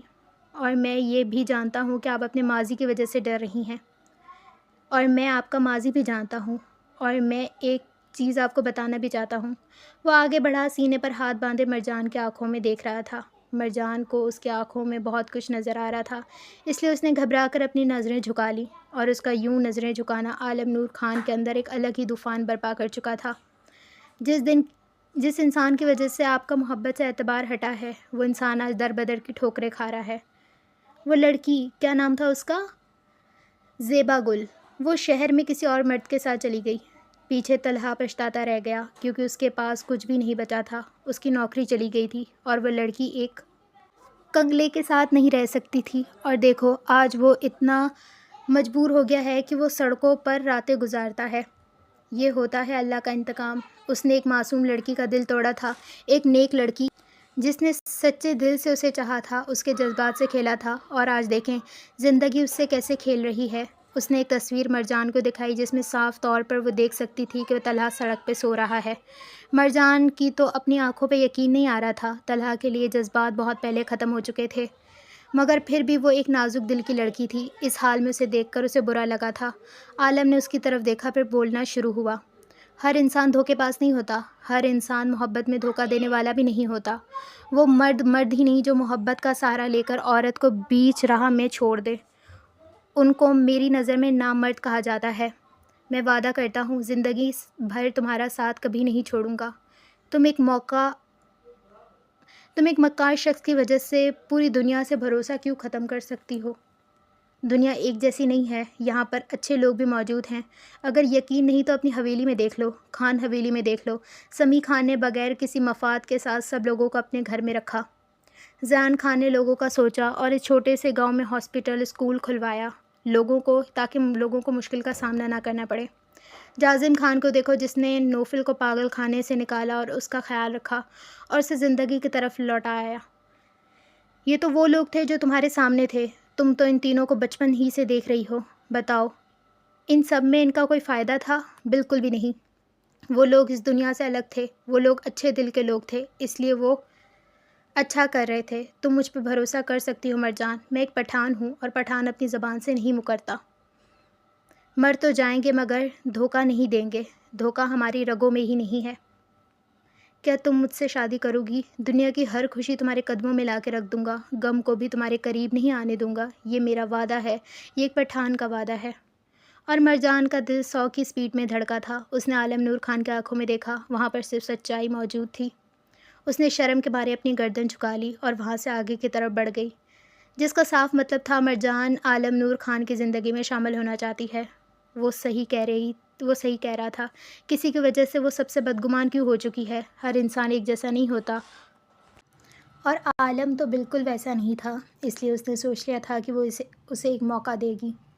نکاح کے لیے قاضی اپنی جگہ پہ موجود تھا جب نور بانو پاشا نے جلدی سے مرجان کو ایک جوڑا دیا اور کہنے لگی کہ یہ پہن کر باہر آؤ۔ وہ امی امی کرتی رہ گئی مگر انہوں نے کچھ نہیں سنا۔ بیچ میں بہت بڑا پردہ لگایا گیا تھا، ایک طرف لڑکے بیٹھے تھے تو دوسری طرف لڑکیاں۔ سب سے پہلے زیان کے سامنے انابیہ کو بٹھایا گیا تھا۔ اس پردے میں بھی وہ انابیہ کو صاف طور پہ دیکھ سکتا تھا۔ انابیہ نے اپنے چہرہ جھکایا ہوا تھا مگر وہ صاف طور پہ زیان کی آنکھیں خود پر محسوس کر سکتی تھی۔ اور پھر جازم کے سامنے آبرو کو بٹھایا گیا۔ آبرو آنکھیں اوپر کر کے جازم کو دیکھنے لگی اور پھر اپنے ہاتھ کو۔ جازم نے جب اس کے ہاتھ کی طرف دیکھا تو وہ اشارہ سمجھ گیا تھا کہ وہ کہہ رہی ہے فون چیک کرو۔ جب اس نے فون چیک کیا تو سامنے میسج جگمگا رہا تھا، یہ جو لڑکی شادی پہ آئی ہوئی ہے یہ تمہیں کیوں محبت بھری نظروں سے دیکھ رہی ہے؟ میری بات سنو، میں دلہن ضرور ہوں، اگر میرا دماغ خراب ہوا نا تو دلہن گئی سائیڈ میں نے اس کا حشر بگاڑ دینا ہے۔ اور سامنے غصے والے ایموجی بھی موجود تھے۔ جازم نے جب نظر گھما کر سامنے لڑکی کو دیکھا تو وہ سچ میں جازم کو ہی دیکھ رہی تھی۔ جازم نے جلدی سے اپنی نظریں جھکا لی، کہیں ایسا نہ ہو آبرو اس کے ساتھ سچ میں اس کا حشر بگاڑ دے۔ آج سمیع خان کے حکم کے مطابق ارمان اور زائرہ کا بھی دوبارہ نکاح کیا گیا تھا۔ جس حالات میں ان کی شادی ہوئی تھی وہ لوگ سمجھ سکتے تھے، مگر ایک لڑکی کے بہت سارے ارمان ہوتے ہیں اور وہ چاہتے تھے کہ زائرہ کی شادی بھی سب کے ساتھ ہو، اس لیے وہ ارمان کے سامنے شرمائی بیٹھی تھی۔ ارمان کے چہرے پہ مسکراہٹ تھی اور پھر نوفل جس کی آنکھیں نم تھیں، اپنے سامنے زرین کو بیٹھا دیکھ کر اس کی آنکھوں سے آنسو دوبارہ بہنا شروع ہو گئے۔ بے شک جس چیز کو اتنی شدت سے اللہ سے مانگو وہ چیز آپ کو مل جاتی ہے۔ آنسو اپنے آپ ہی آتے جا رہے تھے، اور اگر زرین کی بات کی جائے تو اس کی آنکھوں میں بھی آنسو تھے۔ ان دونوں نے ہی ایک دوسرے کو اللہ کے سامنے تڑپ کے مانگا تھا۔ آج بالآخر دونوں ایک دوسرے کے سامنے موجود تھے۔ اسمارا مہر نے اس کے کندھے پر ہاتھ رکھا اور اسے سنبھالا۔ ارسلان بھی نوفل کے برابر میں بیٹھا تھا۔ مرجان کو گھونگھٹ کرتے ہوئے نیچے لایا گیا تھا، وہ تو سمجھ ہی نہیں پا رہی تھی کہ اس کے ساتھ کیا ہو رہا ہے، اور پھر اسے زرین کے برابر میں بٹھا دیا گیا۔ وہ ابھی کچھ بھی نہیں سمجھ پا رہی تھی اور ادھر ادھر دیکھ رہی تھی۔ جب یک دم نظر اٹھا کر سامنے دیکھا تو نظر جھکانا بھول گئی۔ سامنے اور کوئی نہیں عالم نور خان بیٹھا تھا جس کے چہرے پہ دل نشین مسکراہٹ تھی۔ اور پھر اسمارا نے اس کے کان میں سرگوشی کی، آج میری جان تم بھی اپنے گھر کی ہو جاؤ گی۔ اور اسمارا کی بات پر اس نے حیران ہو کے عالم کو دیکھا۔ عالم نے ایک آنکھ مار کے اسے دونوں انگلیوں سے وکٹری کا اشارہ کیا تھا۔ وہ سمجھ گئی تھی یہ سب کچھ اسی نے ہی کیا تھا۔ حقیقت تو یہ تھی کہ عالم بہت پہلے ہی یہ بات اکمل رازق کو بتا چکا تھا، اور اکمل رازق نے سمیع خان کو کہہ دیا تھا کہ دنیا ادھر سے ادھر ہو جائے مگر مرجان کو تم میری بہو بنا دو، کیونکہ عالم کے ماں باپ کی ڈیتھ بچپن میں ہی ہو گئی تھی اور عالم کا ارادہ اکمل رازق کے ساتھ کراچی میں رہنے کا تھا۔ اکمل رازق اکیلے تھے مگر جب عالم نے انہیں بتایا کہ وہ مرجان کو پسند کرتا ہے تو وہ اس سے شادی کرنا چاہتا ہے تو اکمل رازق بہت خوش ہوئے تھے، اور انہوں نے اس بڑھاپے میں ایک سہارا بھی تو مل گیا تھا، اور مرجان تو تھی بھی دل کی اتنی اچھی کہ وہ منع نہیں کر پائے۔ انہوں نے سیدھا ہی گن پوائنٹ پہ سمیع خان کو منایا، کچھ بھی کرو مرجان کو میری بہو بناؤ۔ سمیع خان کا دل چاہا کہ اسی بندوق سے اس کو شوٹ کر دے، یہ رشتہ ایسے مانگ رہا تھا جیسے پیسے مانگ رہا ہو، وہ بھی زبردستی کر کے۔ جب انہوں نے اکمل رازق کو سمجھایا وہ جن کی بیٹی ہے ان سے پوچھ لو، تو اکمل رازق وہیں بندوق اٹھا کر سردار حویلی میں جانے کا ارادہ رکھتے تھے مگر سمیع خان نے روک دیا۔ ابھی الو کے پٹھے ہوا کے گھوڑے پر سوارے، صبر کر جا، کرتا ہوں میں کچھ۔ ان کا بس نہیں چل رہا تھا کہ اس کم عقل بڈھے کو یہیں زمین میں گاڑ دے، مگر یہ بڈھا جان تھا ان کی، کیا کر سکتے تھے۔ انہوں نے جب یہ بات زرار پاشا نور بانو پاشا سے کی تو انہوں نے کہہ دیا تھا کہ اگر مرجان ہاں کر دے گی تو ہمیں کوئی مسئلہ نہیں ہے، مگر عالم نے کہا تھا وہ خود اس سے بات کرے گا، اور پھر شادیوں میں وہ ایسے مصروف ہوا کہ وہ بات ہی نہیں کر پایا، اور پھر آج تو اس نے کیسے بھی کر کے بات کرنی تھی۔ اس نے اپنے دل کی بات مرجان کو بتائی تو اس نے ہاں میں سر ہلایا۔ عالم نے سیدھا جا کے یہ بات اکمل رازق کو بتائی، اور پھر یوں ان کا نکاح بھی آج کے دن ہی رکھ دیا گیا تھا۔ نکاح کے کلمات ادا ہو رہے تھے۔ سب سے پہلے زیان خان کا نکاح تھا، زیان خان ول سمیع خان۔ آپ کا نکاح انابیہ پاشا ولد حنان پاشا کے ساتھ 1 کروڑ روپے حق مہر سکہ راج الوقف کروایا جاتا ہے، کیا آپ کو قبول ہے؟ زیان خان کی نظریں اٹھ کر انابیہ کو دیکھا، پھر قبول ہے کہہ دیا۔ قبول ہے۔ زیان خان نے خود سے وعدہ کیا تھا کہ وہ ہمیشہ اسے خوش رکھے گا۔ جی قبول ہے۔ کیا قبول ہے؟ زیان خان کو اس لڑکی کے آنسو اچھے لگتے تھے، مگر اس نے سوچ لیا تھا کہ وہ دوبارہ اس کے آنکھوں میں کبھی آنسو نہیں آنے دے گا۔ اور پھر یہی الفاظ انابیہ سے بھی پوچھے گئے تو اس نے بھی قبول ہے کہا تھا، اور پھر یوں وہ انابیہ پاشا سے انابیہ زیان خان بن چکی تھی، اور وہ خان حویلی میں سب سے بڑی بہو بن کے آنے والی تھی۔ دوسرا نکاح آبرو اور جازم کا ہونے والا تھا۔ قاضی نے جب جازم سے اجازت لی تو وہ اجازت دے کر شروع کر رہے تھے۔ جازم خان، آپ کا نکاح آبرو ہاشم ولد ہاشم ایوب کے ساتھ 1 کروڑ روپے حق مہر سکہ راج الوقف کروایا جاتا ہے، کیا آپ کو قبول ہے؟ اس نے اپنے دل میں عہد کیا تھا کہ اب آبرو پہلی لڑکی تھی جس نے اس کے دل پہ دستک دی تھی، اور اب اس نے اپنا دل بند کر چکا تھا۔ قبول ہے۔ کیا آپ کو قبول ہے؟ آبرو، تم میری زندگی ہو، اور جب میری زندگی میں خوشی بن کے آئی ہو، میں تمہارے پاس کبھی غم نہیں آنے دوں گا۔ قبول ہے۔ آپ کو قبول ہے؟ میں تمہیں اجازت دیتا ہوں، اگر کوئی لڑکی میری طرف دیکھے تو اس کا حشر بگاڑ دینا، بس میرا حشر نہ بگاڑنا، کیونکہ میں تم سے بہت محبت کرتا ہوں۔ قبول ہے۔ اور پھر یہی الفاظ آبرو سے پوچھے گئے تو اس نے بھی قبول ہے کہہ دیا تھا، اور پھر آبرو خان حویلی میں آنے والی تھی، آبرو جازم خان بن کے اس حویلی کی چھوٹی بہو بن کر۔ تیسرا نکاح ارمان اور زائرہ کا تھا۔ ارمان خان ولد موسیٰ خان، آپ کا نکاح زائرہ شہروز ولد شہروز خان کے ساتھ 20 لاکھ روپے حق مہر سکہ راج الوقف کروایا جاتا ہے، کیا آپ کو قبول ہے؟ جب میں نے اس لڑکی کو پہلی بار دیکھا تھا تو وہ تکلیف میں تھی، اور اسے تکلیف میں دیکھ کر مجھے بھی تکلیف ہو رہی تھی، مگر میں وعدہ کرتا ہوں میں کبھی تمہیں تکلیف پہنچانے نہیں دوں گا۔ جی قبول ہے۔ کیا آپ کو قبول ہے؟ زائرہ، تم میری زندگی میں روشنی کی طرح آئی ہو، میں وعدہ کرتا ہوں میں تمہیں کبھی بھی بجھنے نہیں دوں گا، تم میری زندگی میں ویسی ہی روشنی بن کے رہو گی جیسے ابھی ہو۔ جی قبول ہے۔ آپ کو قبول ہے؟ زائرہ، مجھے تم سے محبت ہو گئی ہے، وہ بھی شدت والی۔ جی قبول ہے۔ اور پھر وہ تو پہلے ہی ارمان کے نام ہو چکی تھی، آج دوبارہ وہ زائرہ شہروز سے زائرہ ارمان خان بن چکی تھی۔ اب نکاح کی باری مرجان اور عالم کی تھی۔ مولانا صاحب نے عالم سے سوال کیا، عالم نور خان ولد نور خان رازق، آپ کا نکاح مرجان پاشا ولد زرار پاشا کے ساتھ 50 لاکھ روپے حق مہر سکہ راج الوقف کروایا جاتا ہے، کیا آپ کو قبول ہے؟ ہر انسان ایک جیسا نہیں ہوتا، اس بات کا یقین مرجان میں تمہیں ضرور دلاؤں گا۔ قبول ہے۔ کیا آپ کو قبول ہے؟ تم نے جو بھروسہ لوگوں سے دھوکہ کھا کر کھو دیا ہے، وہی بھروسہ میں دوبارہ قائم کروں گا، میں تمہیں پہلے جیسی مرجان ضرور بناؤں گا۔ قبول ہے۔ کیا قبول ہے؟ تمہاری مسکراہٹ نے میرے دل میں الگ ہی قیامت برپا کر رکھی ہے، تمہارے منہ سے تو ذلیل ہونا بھی مجھے پسند ہے، کیونکہ جتنی شفاف اردو سے تم مجھے ذلیل کرتی ہو، ہائے دل کرتا ہے روز ذلیل ہوتا رہوں، بس ایسے ہی ذلیل کرتی رہنا۔ وہ مسکرا کر پھر قبول ہے کہہ کر قاضی کو دیکھنے لگا۔ قاضی نے اس کی نظریں جب خود پہ محسوس کیں تو پھر پوچھنے لگا کہ بھائی کیا ہو گیا؟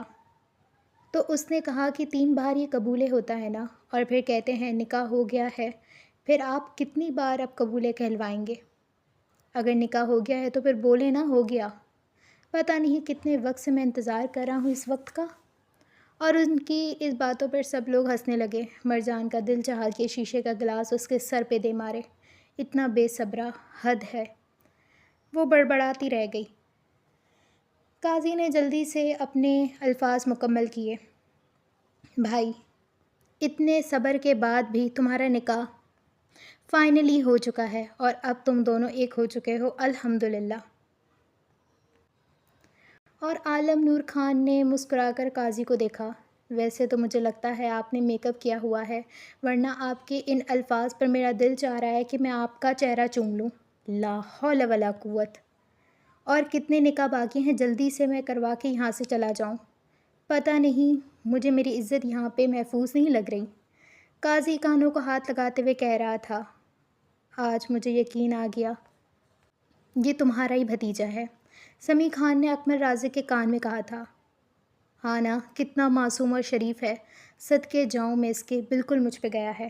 اور اس کی اس بات پہ زرار پاشا نے مسکرا کر اکمل رازق کو دیکھا۔ ایسی معصومیت تو اللہ کبھی کسی کو نہ دے۔ زرار پاشا کی بات پہ سمیع خان ہنسنے لگے تو اکمل رازق نے کھا جانے والی نظروں سے ان دونوں کو دیکھا۔ شرم کر جاؤ دونوں، سردار ہو، یہ لوفروں والے اور فضول باتیں کرتے ہوئے تم لوگوں کو شرم کرنی چاہیے۔ وہ منہ بناتے ہوئے ان دونوں کو چپ کروا رہے تھے مگر ان دونوں کا قہقہ اور بلند ہو گیا۔ دفعہ مرو، میں جا رہا ہوں۔ وہ آگے جا کر دوسری طرف کھڑے ہو گئے اور وہ دونوں مسکراتے رہ گئے۔ اور پھر اتنے صبر کے بعد مرجان پاشا اکمل رازق کے گھر آنے والی تھی، مرجان عالم نور خان بن کے۔ اور پھر وہ وقت بھی آ گیا جس وقت کا سب نے بے صبری سے انتظار کیا تھا، نوفل اور زرین کا نکاح۔ قاضی صاحب نے اپنے الفاظ شروع کیے۔ نوفل پاشا ولد زرار پاشا، آپ کا نکاح زرین فرقان ولد محمد فرقان کے ساتھ 50,000 روپے حق مہر سکہ راج الوف اور اس کے ساتھ جو شرائط لکھی ہوئی ہے، کیا آپ کو قبول ہے؟ میں شرائط پڑھ کے بتا دیتا ہوں۔ انہوں نے آپ سے 5 وقت کی نماز اور ان کے ساتھ وفادار رہنے کی شرط رکھی ہے، کیا آپ کو قبول ہے؟ نوفل مسکرایا اور پھر اپنے دل میں خود سے مخاطب ہوا، مگر اس کو یقین تھا کہ الفاظ زرین تک پہنچ رہے ہیں۔ ماضی بہت دردناک تھا، لیکن میں اس ماضی کو بھلا کر تمہارے ساتھ آگے بڑھنا چاہتا ہوں۔ تم مجھ سے میری زندگی مانگ لو، نوفل پاشا تمہیں اپنی زندگی بھی وار سکتا ہے۔ قبول ہے؟ کیا آپ کو قبول ہے؟ مجھے میری ہر غلطی کے لیے معاف کر دینا۔ میں اب ایک نئی انسان بننا چاہتا ہوں اور میں تمہارے ساتھ اپنی نئی زندگی کا آغاز کرنا چاہتا ہوں، خوشیوں کے ساتھ۔ قبول ہے؟ کیا آپ کو قبول ہے؟ اللہ نے اگر ہم دونوں کا ساتھ لکھ دیا ہے تو آگے کی زندگی خوشگوار گزاریں گے، مجھے پورا یقین ہے۔ لیکن اگر میں کوئی غلطی کر دوں تو مجھے سمجھانا مگر چھوڑ کے نہ جانا۔ تو مجھے ڈانٹ لینا، مار بھی لینا، مگر زرین مجھے چھوڑ کے کبھی نہ جانا۔ میں تم سے عشق کرتا ہوں اور یہ عشق میرے دل میں میرے اللہ نے ڈالا ہے۔ قبول ہے؟ آخری بار قبول ہے کہہ کر اس نے اپنی آنکھوں کو ٹشو سے صاف کیا تھا کیونکہ اس کی آنکھیں نم ہو رہی تھیں۔ قاضی اب زرین سے پوچھ رہا تھا۔ زرین فرقان ولد محمد فرقان، آپ کا نکاح نوفل پاشا ولد زرار پاشا کے ساتھ 50,000 روپے حق مہر سکہ راج الوف اور ساتھ میں شرائط کے ساتھ کروایا جاتا ہے، کیا آپ کو قبول ہے؟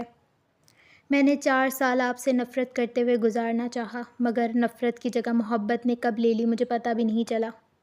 مگر میں آپ کے ساتھ ہمیشہ وفادار رہوں گی اور زندگی کے آخری سانس تک آپ کو ہی چاہوں گی۔ قبول ہے؟ کیا قبول ہے؟ آپ میری زندگی میں آنے والے پہلے مرد ہیں اور اس مرد پہ میری جان قربان۔ قبول ہے؟ کیا آپ کو قبول ہے؟ ماضی بہت تلخ تھا مگر میں وعدہ کرتی ہوں ماضی کی کوئی بات حال میں یا مستقبل میں ہم دونوں کے بیچ نہیں آئے گی، بلکہ ماضی بھول کر ایک اچھا حال اور مستقبل ہم بنائیں گے انشاءاللہ۔ قبول ہے؟ الحمدللہ۔ بے ساختہ نوفل کے ہونٹوں سے یہ لفظ ادا ہوئے تھے اور زرین نے بھی الحمدللہ کہا تھا۔ دور کھڑے زرار پاشا، نور بانو پاشا، عالیہ بیگم، سمیع خان، زلیخا بیگم، اکمل رازق، وہ لوگ اپنی نم آنکھوں سے اپنے بچوں کو دیکھ رہے تھے۔ اور پھر سب لڑکوں نے ایک ساتھ شکرانے کے نفل ادا کیے تھے اور سب دلہنوں نے بھی شکرانے کے نفل ادا کیے تھے۔ اور پھر وہاں سے زیان انابیہ کو اپنی گاڑی میں لے کر جازم آبرو کو لے کر خان حویلی کی طرف بڑھ گیا تھا۔ سمیع خان نے ان دونوں کو الگ الگ بھیج دیا تھا اور خود دوسری گاڑی میں چلے گئے تھے۔ رخصتی کے وقت وہ دونوں بہت زیادہ روئی تھیں۔ نور بانو پاشا نے دونوں کو بہت ساری دعاؤں دے کر وہاں سے رخصت کیا تھا۔ آخر وہ دونوں بھی ان کی بیٹیاں ہی تھیں اور اپنی بیٹیوں کو یوں رخصت ہوتا دیکھ کر وہ بہت روئی تھیں۔ زرار پاشا نے انہیں حوصلہ دیا تھا، انہیں سنبھالا۔ ارسلان نے ان دونوں کو قرآن کے سائے میں رخصت کیا تھا۔ وہ لوگ سب سے مل کر اپنی زندگی کی ایک نئی شروعات کر چکی تھیں۔ گاڑی میں زیان خان نے جب نظر اٹھا کر انابیہ کو دیکھا تو زیان خان پلٹنا بھول گیا۔ وہ انتہائی حسین لگ رہی تھی اور شاید اس سے زیادہ حسین لڑکی زیان نے اپنی پوری زندگی میں نہیں دیکھی ہوگی۔ اس نے ایک ڈبہ گاڑی چلاتے ہوئے انابیہ کی طرف بڑھایا تھا۔ انابیہ نے جب وہ ڈبہ کھولا تو اس کے اندر بہت پیارا بریسلیٹ موجود تھا اور بہت قیمتی لگ رہا تھا۔ زیان خان نے اپنے ہاتھوں سے وہ بریسلیٹ انابیہ کو پہنایا تھا اور ایک محبت بھرا بوسہ اس کے ماتھے پر دے کر اسے معتبر کر دیا تھا۔ انابیہ کو اپنی قسمت پہ رشک آ رہا تھا۔ وہ تو اللہ کا شکر ادا کر رہی تھی کہ وقت رہتے ہوئے اس نے اپنے گناہوں سے توبہ کر لی، اور بے شک اللہ بڑے سے بڑے گناہ گار کو بھی سچی توبہ سے معاف کر دیتا ہے، اور یہ انابیہ کے نصیب میں زیان خان لکھ دیا گیا تھا۔ زیان خان سب سے الگ تھا۔ ہر چیز انابیہ کو پتہ تھی۔ انابیہ کی ہر چیز اسے پتہ تھی۔ وہ آج بے انتہا خوش تھی۔ دوسری گاڑی میں جازم آبرو کو لے کر حویلی کی طرف بڑھتا جا رہا تھا، مگر آبرو کوئی بات نہیں کر رہی تھی۔ وہ بہت اداس لگ رہی تھی۔ جازم نے نرمی سے اس کا ہاتھ پکڑا اور اس سے وجہ پوچھنے لگا تو وہ بتانے لگی کہ وہ ایان کے ساتھ بہت زیادہ اٹیچ ہو گئی ہے اور یوں اس کو چھوڑ کے جانا اسے بالکل اچھا نہیں لگ رہا تھا۔ وہ بہت اداس ہے۔ تب جازم نے گاڑی ایک سائڈ پہ روکی تھی اور اس کی طرف دیکھنے لگا۔ تم خوش نہیں ہو کہ ایان کو اس کے والدین مل گئے ہیں، وہ بھی صحیح سلامت؟ میں خوش ہوں جازم، لیکن میری جان اس میں لیکن کچھ بھی نہیں ہوتا۔ ایان مجھے بھی بہت عزیز ہے۔ جب میں نے تمہیں اپنے دل میں جگہ دی تھی تب سے ہی میں نے ایان کو بھی قبول کر چکا تھا، مگر ارسلان بھائی اور اسمارا بھابھی زندہ ہیں۔ یہ دیکھ کر میں بہت خوش ہوا تھا۔ مجھے اسے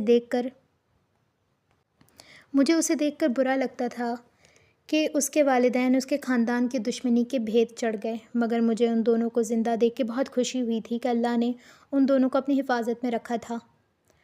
تو تم فکر مت کرو، سب ٹھیک ہے، اور اب تم میری ہو چکی ہو۔ تمہیں لگتا ہے میں تمہیں اداس رہنے دوں گا؟ آبرو اس کی بات سن کے مسکرانے لگی۔ اور بات رہی ایان کی، تو ایان تو ہم لوگ بھی۔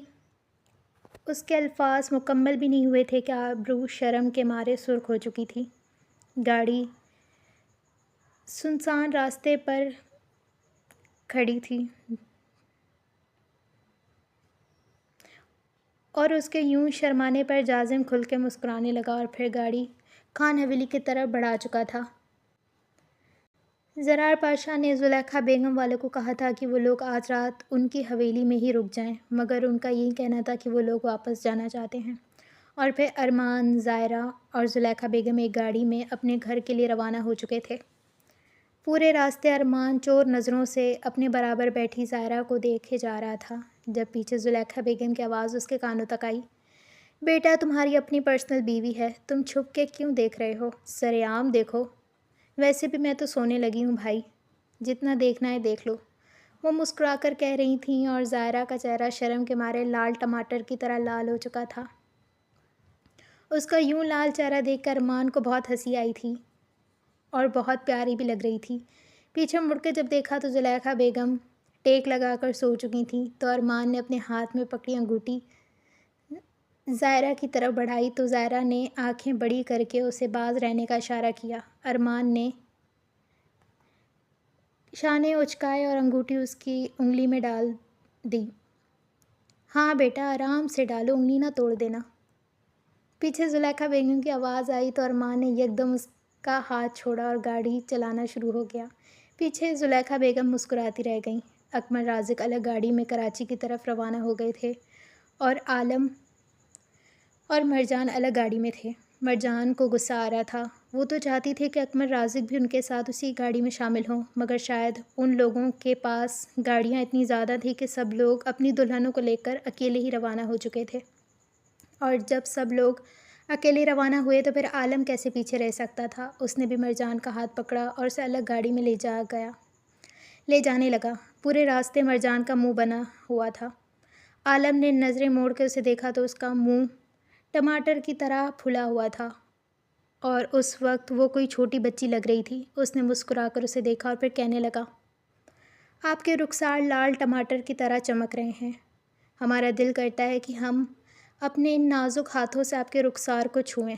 اگر آپ ہمیں اجازت دیتی ہیں تو ہم یہ گستاخی کر سکتے ہیں، اور اگر آپ ہمیں اور گستاخی کی اجازت دیں تو ہم ہاتھ کے بجائے اپنے لبوں سے بھی آپ کے رخسار کو چھو سکتے ہیں۔ اور اس کی صاف اردو سے پہلے تو وہ حیران ہوئی، پھر جواب دینے لگی، دیکھیے محترم، ابھی ہو چکی ہے بہت دیر، تو برائے کرم گاڑی کو سنبھال کے اپنے گھر تک پہنچا دیجیے، اور بات رہی رخسار کو چھونے کی تو آپ ذرا گھر چلیے، ہمارے ہاتھ بےتاب ہیں آپ کے رخسار کو چھونے کے لیے، اچھے سے ہم چھوئیں گے آپ کو، گھر چلیں۔ اور اس کے اس غصے پر بھی عالم نور خان فدا ہو گیا تھا۔ ہائے صدقے، تم نے تو اس پٹھان کے دل میں ہلچل مچا دی ہے۔ کیا کروں، ہم وفا ایک عورت سے نبھاتے ہیں، جس سے نبھاتے ہیں اس پہ دنیا لٹا دیتے ہیں، جیسے ہم نے تم پہ لٹا دی۔ مرجان نے آنکھیں بڑی کر کے اسے دیکھا۔ ہائے اللہ، میری پیاری بلی!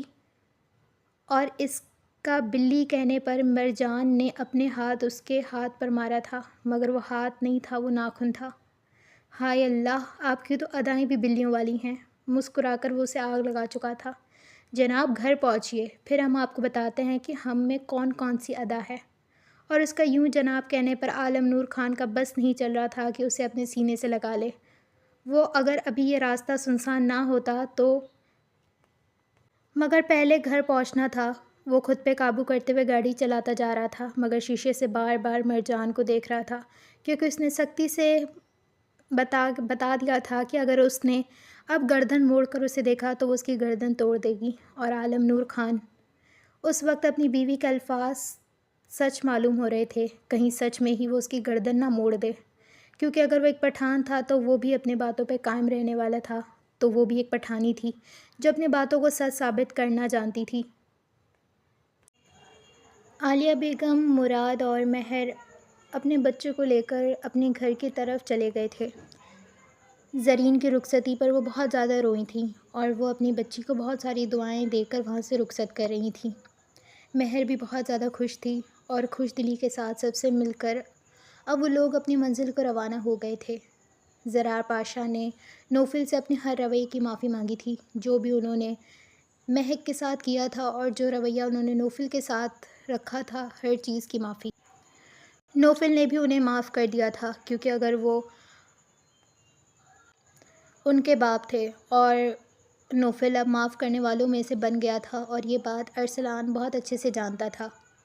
سردار حویلی میں اس وقت نوفل کے کمرے کا جائزہ لیا جائے تو نوفل زرین کے سامنے بیٹھا ہوا تھا، زرین کا ہاتھ پکڑے اسے معافی مانگ رہا تھا۔ آج وہ سچائی کے بعد ان کا پہلی بار آمنا سامنا ہوا تھا۔ زرین بہت زیادہ شرمندہ نظر آ رہی تھی، مگر نوفل کو وہیں غصے والی اکڑو زرین زیادہ پسند تھی، جو کسی کو منہ نہیں لگانا پسند کرتی تھی۔ میں تو ایسی نہیں ہوں۔ جب نوفل نے اسے بتایا تو وہ خفا منہ بنانے لگی۔ نوفل مسکراتے ہوئے اس کو دیکھ رہا تھا۔ اسے یہ کوئی خواب معلوم ہو رہا تھا۔ اگر ایک خواب تھا تو وہ شدت سے دل میں دعا کر رہا تھا کہ یہ خواب کبھی ختم نہ ہو۔ وہ اس سے بہت زیادہ شرمندہ ہو رہی تھی۔ وہ معافی مانگنے کے لیے اپنے ہونٹ کھولنے ہی لگی تھی جب نوفل نے اپنا ہاتھ اس کے ہونٹوں پہ رکھ دیا۔ میں صرف ان ہونٹوں سے الحمدللہ سننا چاہتا ہوں۔ الحمدللہ کہ اللہ نے مجھے وقت رہنے پر ہدایت دے دی۔ الحمدللہ کہ اللہ نے تمہیں مجھے عطا کر دیا۔ الحمدللہ کہ اللہ نے میرے گھر والوں کی حفاظت کی اور میرے بھائی صحیح سلامت اور بھابھی ہمارے ساتھ موجود ہیں۔ الحمدللہ کہ اللہ نے تمہیں اپنی حفاظت میں رکھا اور ایک صحیح لوگوں کو سونپ دیا۔ الحمدللہ کہ اللہ نے ہم دونوں کے ایک نئے رشتے میں اور ایک نیک رشتے میں باندھ دیا۔ الحمدللہ اس وقت ہم دونوں آمنے سامنے ایک حلال رشتے میں، ایک اچھے رشتے میں موجود ہیں۔ زرین کو اپنی قسمت پہ رشک آ رہا تھا کہ اسے اتنا اچھا ہمسفر ملا۔ اس نے کبھی اللہ سے شکایت نہیں کی تھی، اس کا نصیب ایسا کیوں بنایا، مگر کبھی کبھار اس کے دل میں یہ آواز ضرور نکلتی تھی کہ اسی کے ساتھ یہ سب کچھ کیوں ہو رہا ہے، مگر شاید اللہ نے تکلیفوں کے بعد اتنا پیارا تحفہ اس کے لیے تیار رکھا تھا جو آج اسے مل گیا تھا۔ اس نے زرین کے ماتھے پر بوسہ دیا۔ زرین نے اپنی آنکھیں بند کر لیں، اور آنکھیں بند کرتے ہی اسے سکون کا احساس ہوا تھا۔ زرین فرقان، نوفل پاشا تم سے وعدہ کرتا ہے اپنی آخری سانس تک وہ تم سے وفا نبھائے گا، اور اگر میری محبت میں تم کبھی کمی دیکھو تو مجھے بتا دینا، میں اسی دن اپنی زندگی خود ختم کر دوں گا، کیونکہ مجھے یقین ہے کہ میرے دل سے زرین فرقان کی محبت کم نہیں ہو سکتی بلکہ بڑھ ہی سکتی ہے۔ اس کے الفاظ میں یقین تھا جو زرین کو ہو رہا تھا، اور وہ اللہ کا شکر ادا کر رہی تھی اور اس کی طرف دیکھ رہی تھی۔ رات بہت اچھی اور بہت خوشگوار سب کی گزری تھی، سب کو اپنے ہمسفر مل گئے تھے، اور پھر صبح ہی سب لوگ سردار حویلی میں موجود تھے۔ عالیہ بیگم ناشتہ لے کر آئی تھیں اور سمیع خان بھی اپنی بہوؤں اور بیٹیوں کو لے کر سردار حویلی صبح ہی پہنچ گئے تھے۔ اکمل رازق بھی آ چکے تھے۔ نور بانو پاشا نے کہا تھا کہ آپ لوگ نہ جائیں کیونکہ آپ لوگوں کو صبح ہی واپس آنے میں مشکل ہوگی، مگر ان کا یہی کہنا تھا کہ وہ لوگ صبح 11 بجے حویلی میں موجود ہوں گے، اور وہ اپنی بات کے پکے تھے۔ پورے 11 بجے سب لوگ موجود تھے۔ اسمارا نے جیسے ہی انابیہ اور آبرو لوگوں کو دیکھا تو وہ فوراً ان کی طرف بڑھی اور چند نوٹ نکال کر ان پر صدقہ کرنے لگی۔ وہ دونوں لال جوڑا پہن کر، جس میں وہ لوگ بہت زیادہ حسین لگ رہی تھیں، ایک نئی نویلی دلہن کا روپ دونوں پر بخوبی آیا تھا۔ اور پھر مرجان بھی وہاں پر آ چکی تھی۔ عالم اس کا ہاتھ پکڑے آ رہا تھا۔ اس نے پتہ نہیں کتنی بار اسے ناخن مارا تھا، مگر عالم پیچھے ہٹنے والوں میں نہیں تھا۔ اس نے بھی کہہ دیا تھا کہ وہ ہاتھ پکڑ کے ہی اندر جائے گا، اور وہ یہی سوچ رہی تھی کہ وہاں پہ لوگ کیا سوچیں گے۔ کیا میں اتنی تڑپ رہی تھی اس پٹھانی مرغے سے شادی کرنے کے لیے، جو اب ہاتھ ہی نہیں چھوڑ رہی ہوں۔ اس نے کل رات عالم کا نیا نام رکھا تھا، پٹھانی مرغا۔ اور پھر ان دونوں کو یوں ہاتھوں میں ہاتھ دے کر آتے سب لوگ دیکھ رہے تھے، اور پھر ان لوگوں پہ بھی صدقہ کیا گیا۔ زلیخا بیگم کو بھی بلایا گیا تھا، وہ بھی ارمان اور زائرہ کے ساتھ موجود تھیں۔ وہ بھی اپنی بیٹی کے لیے ناشتہ لے کر آئی تھیں، اور آج اتنے زیادہ ناشتے دیکھ کر اکمل رازق خوش ہی ہو گئے تھے، کیونکہ وہ پہلے سے ہی کھانے کے بہت زیادہ شوقین تھے، اور آج اتنا زیادہ کھانا دیکھ کر وہ پاگل ہونے کو آ گئے تھے۔ وہ ابھی ڈائننگ ٹیبل کی طرف بڑھنے ہی لگے تھے جب سمیع خان نے ہاتھ بڑھا کر اسے روک دیا۔ او کمعقل بڈھے، یہاں پر سارے لوگ ابھی تک نہیں آئے ہیں، جب آ جائیں گے تب ٹھوس لینا، ابھی ہاتھوں کو قابو میں رکھو اور چپ کر کے بیٹھو۔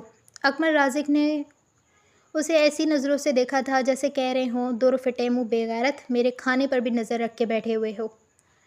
زرین صبح فجر کے ٹائم ہی اٹھ گئی تھی، نماز دونوں نے ایک ساتھ پڑھی تھی، اور پھر اس نے نوفل کی فرمائش پہ لال کلر کا جوڑا، لال کلر کی چوڑیاں ہاتھوں میں پہنی تھیں۔ شیشے کے سامنے جب خود کو دیکھا تو خود کو پہچاننے سے انکاری ہو گئی تھی، کیونکہ وہ انتہائی خوبصورت لگ رہی تھی۔ نوفل اس کے پیچھے آ کر کھڑا ہو گیا اور مسکرا کر اسے دیکھنے لگا۔ ماشاءاللہ اور الحمدللہ کہ اتنی خوبصورت بیوی میرے نصیب میں ہے۔ نوفل ہر بار اپنے الفاظوں سے زرین کو معتبر کر دیتا تھا، اور پھر وہ دونوں ہاتھوں میں ہاتھ دے کر سیڑھیوں سے نیچے آ رہے تھے۔ ان کو یوں آتا دیکھ کر سب کے دلوں سے ماشاءاللہ نکلا تھا۔ وہ آگے بڑھ کر عالیہ بیگم، زلیخا بیگم، نور بانو بیگم سب سے گلے ملی تھی، اور پھر زرار پاشا، سمیع خان، اکمل رازق کے پاس جا کے سلام کرنے لگی تو سب نے بھی اسی شفقت سے اس کے سر پر ہاتھ رکھا تھا، اور پھر اس نے وہاں پر موجود سارے لڑکوں کو سلام کیا تھا تو انہوں نے بھی نظریں جھکا کر سلام کا جواب دیا تھا۔ مہر، اسمارا، انابیہ، آبرو، مرجان، زائرہ، وہ سب سے گلے مل رہی تھی، اور وہ بھی محبت سے سب کے مل کر اب ناشتہ کرنے کے لیے ڈائننگ ٹیبل پر آ چکی تھی۔ سب لوگ ڈائننگ روم میں موجود تھے، اور اس وقت نوفل نے ایک فیصلہ کر لیا تھا جو وہ سب کو بتانا چاہتا تھا۔ وہ فلم انڈسٹری پہلے ہی چھوڑ چکا تھا، مگر وہ اپنی کہانی سب کو بتانا چاہتا تھا۔ وہ بتانا چاہتا تھا کہ کیسے اس کی زندگی تبدیل ہو گئی۔ لوگ اس کے بارے میں جو رائے قائم کر کے بیٹھے ہوئے ہیں، وہ ان کے خیالات کو بدلنا چاہتا تھا۔ کیسے ایک انسان جو اللہ سے نا امید ہو چکا تھا، اور اللہ نے کیسے اپنے معجزات سے اس کو حیران کر کے بتانا چاہتا تھا، حیران کر دیا، وہ بتانا چاہتا تھا۔ وہ اپنی زندگی کے سارے راز لوگوں کے سامنے کھولنا چاہتا تھا، اس لیے اس نے مراد سے کہا تھا کہ وہ ایک پریس کانفرنس بلائے جس میں وہ سب کو سب کچھ بتائے گا۔ اور اس کی بات سن کے پہلے تو سب حیران ہوئے، پھر سب نے اس بات میں سر ہلا دیا، اور پھر چند دنوں بعد نوفل پاشا نے اپنی پوری کہانی لوگوں تک پہنچائی تھی۔ لوگ کثیر تعداد میں وہاں پر موجود تھے۔ نوفل کا نام سنتے ہی لوگ تو جیسے جی اٹھے تھے۔ ان کے فیورٹ ایکٹر، سب لوگ تو پاگل ہونے کی حد تک آ گئے تھے، کیونکہ 4.5 سال بعد ان کا فیورٹ ایکٹر واپس آ گیا تھا۔ جیسے جیسے وہ اپنی کہانی بتاتا گیا، لوگ سارے حیران ہوتے گئے، اور جب آخر میں اس نے کہا کہ اس کی زندگی میں ایک لڑکی موجود ہے جس نے اس کی پوری زندگی تبدیل کر دی، تو سب لوگوں کو اس لڑکی پہ رشک محسوس ہو رہا تھا، اس کے نصیب پر، کہ نوفل پاشا اس کے نصیب میں لکھا ہوا تھا، مگر نوفل نے کہا تھا خوش نصیب وہ نہیں ہے، خوش نصیب میں ہوں کہ مجھے وہ ملی۔ اور اس نے لوگوں سے دعا کی درخواست کی تھی، اور جس فلموں پر وہ کام کر چکا تھا اس نے وہ فلمیں بند کروانے کے لیے کہہ دیا، کیونکہ وہ نہیں چاہتا تھا کہ کوئی بھی اس کو اب یاد رکھے۔ وہ اپنی زندگی میں بس چند لوگوں کو ہی چاہتا تھا جو اس کے ساتھ موجود تھے، اس کے علاوہ اسے کسی اور کی ضرورت نہیں تھی۔ اور آخری بار نوفل نے پریس میں یہ کہا تھا کہ آخری بار ہے، وہ ان کے سامنے آ رہا ہے، کوئی بھی اسے اب نہیں دیکھ پائے گا۔ اس بات پر فینس کا دل تو ٹوٹا تھا، مگر وہ لوگ خوش تھے کہ ان کا فیوریٹ ایکٹر اپنی زندگی میں آگے بڑھ چکا ہے اور بہت خوش ہے۔ سب نے بہت ساری دعائیں دی تھیں اور نوفل کی بھی التجا تھی کہ اسے ہمیشہ دعاؤں میں یاد رکھا جائے۔ آخری بار نوفل نے سب کو خدا حافظ کہا تھا اور پھر زندگی یوں خوشگوار گزرنے لگی۔ انابیہ کو زیان کا ساتھ ملا تھا جس نے اسے ہر غم سے نکالا تھا، اور ان دونوں کی زندگی بہت حسین اور خوشگوار گزر رہی تھی۔ بے شک توبہ کرنے کے بعد اللہ آپ کو سکون دیتا ہے، جو سکون انابیہ کو زیان کے ساتھ مل رہا تھا۔ آبرو کو جازم کا ساتھ ملا تھا جس نے اس کا ہر مشکل وقت میں ہاتھ تھاما تھا، اور وہ اس کے اچھے وقت کا بھی ساتھی بن گیا تھا۔ اور بے شک مشکلیں جتنی دیر تک رہتی ہیں، راحتیں اتنی طویل ہوتی ہیں، اس بات کا اندازہ آبرو کو ہو چکا تھا۔ مرجان، جس کا یقین محبت سے اٹھ چکا تھا، اسے ایک ایسے انسان کا ساتھ ملا جس نے اس کا ماضی جاننے کے بعد بھی اسے قبول کیا تھا۔ اسے یاد تھا کہ اس نے شادی کے پہلے دن عالم سے سوال کیا تھا، آپ کو کوئی مسئلہ نہیں ہے میرے ماضی سے؟ کون سا ماضی؟ عالم نے بے پرواہی سے پوچھا تھا۔ مرجان نے اپنی نظریں جھکائی اور کہنا شروع کیا، آپ میری زندگی میں آنے والے پہلے مرد نہیں ہیں۔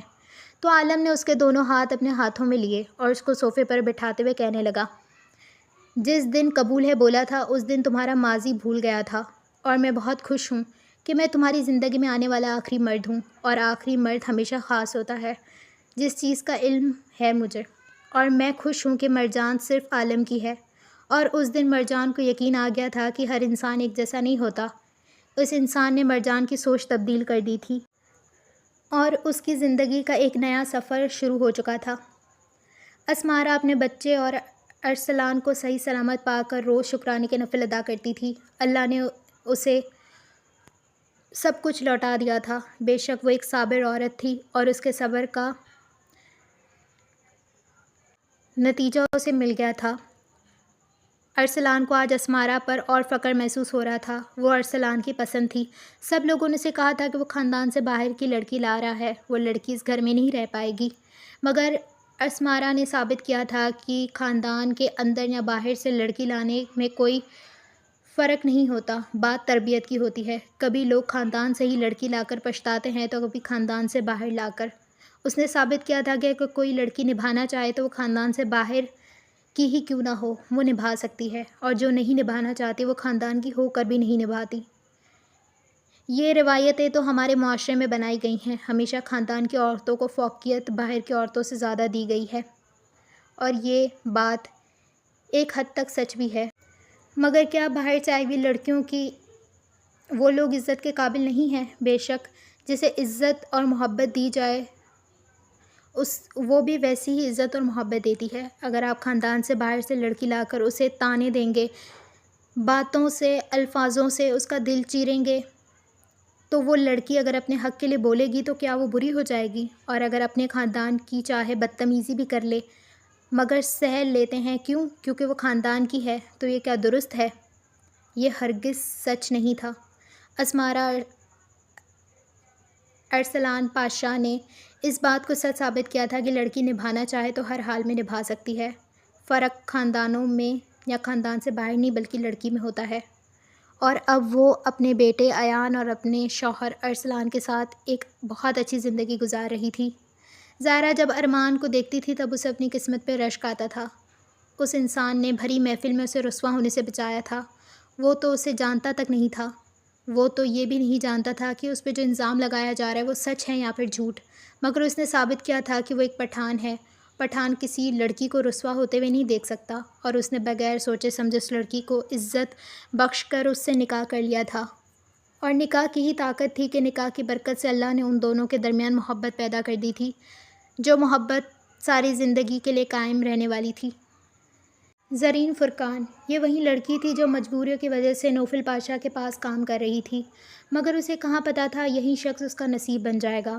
وہ تو ہمیشہ اس سے چڑھتی تھی، اس کا تو بس نہیں چلتا تھا کہ وہ اس لڑکی کو کہیں غائب کر دے، اور زرین کو بھی وہ سخت زہر لگتا تھا، مگر ان دونوں لوگوں کو اللہ نے کس طریقے سے ایک کر دیا۔ بے شک اللہ کے فیصلے انسانوں کے فیصلے سے بہتر ہوتے ہیں۔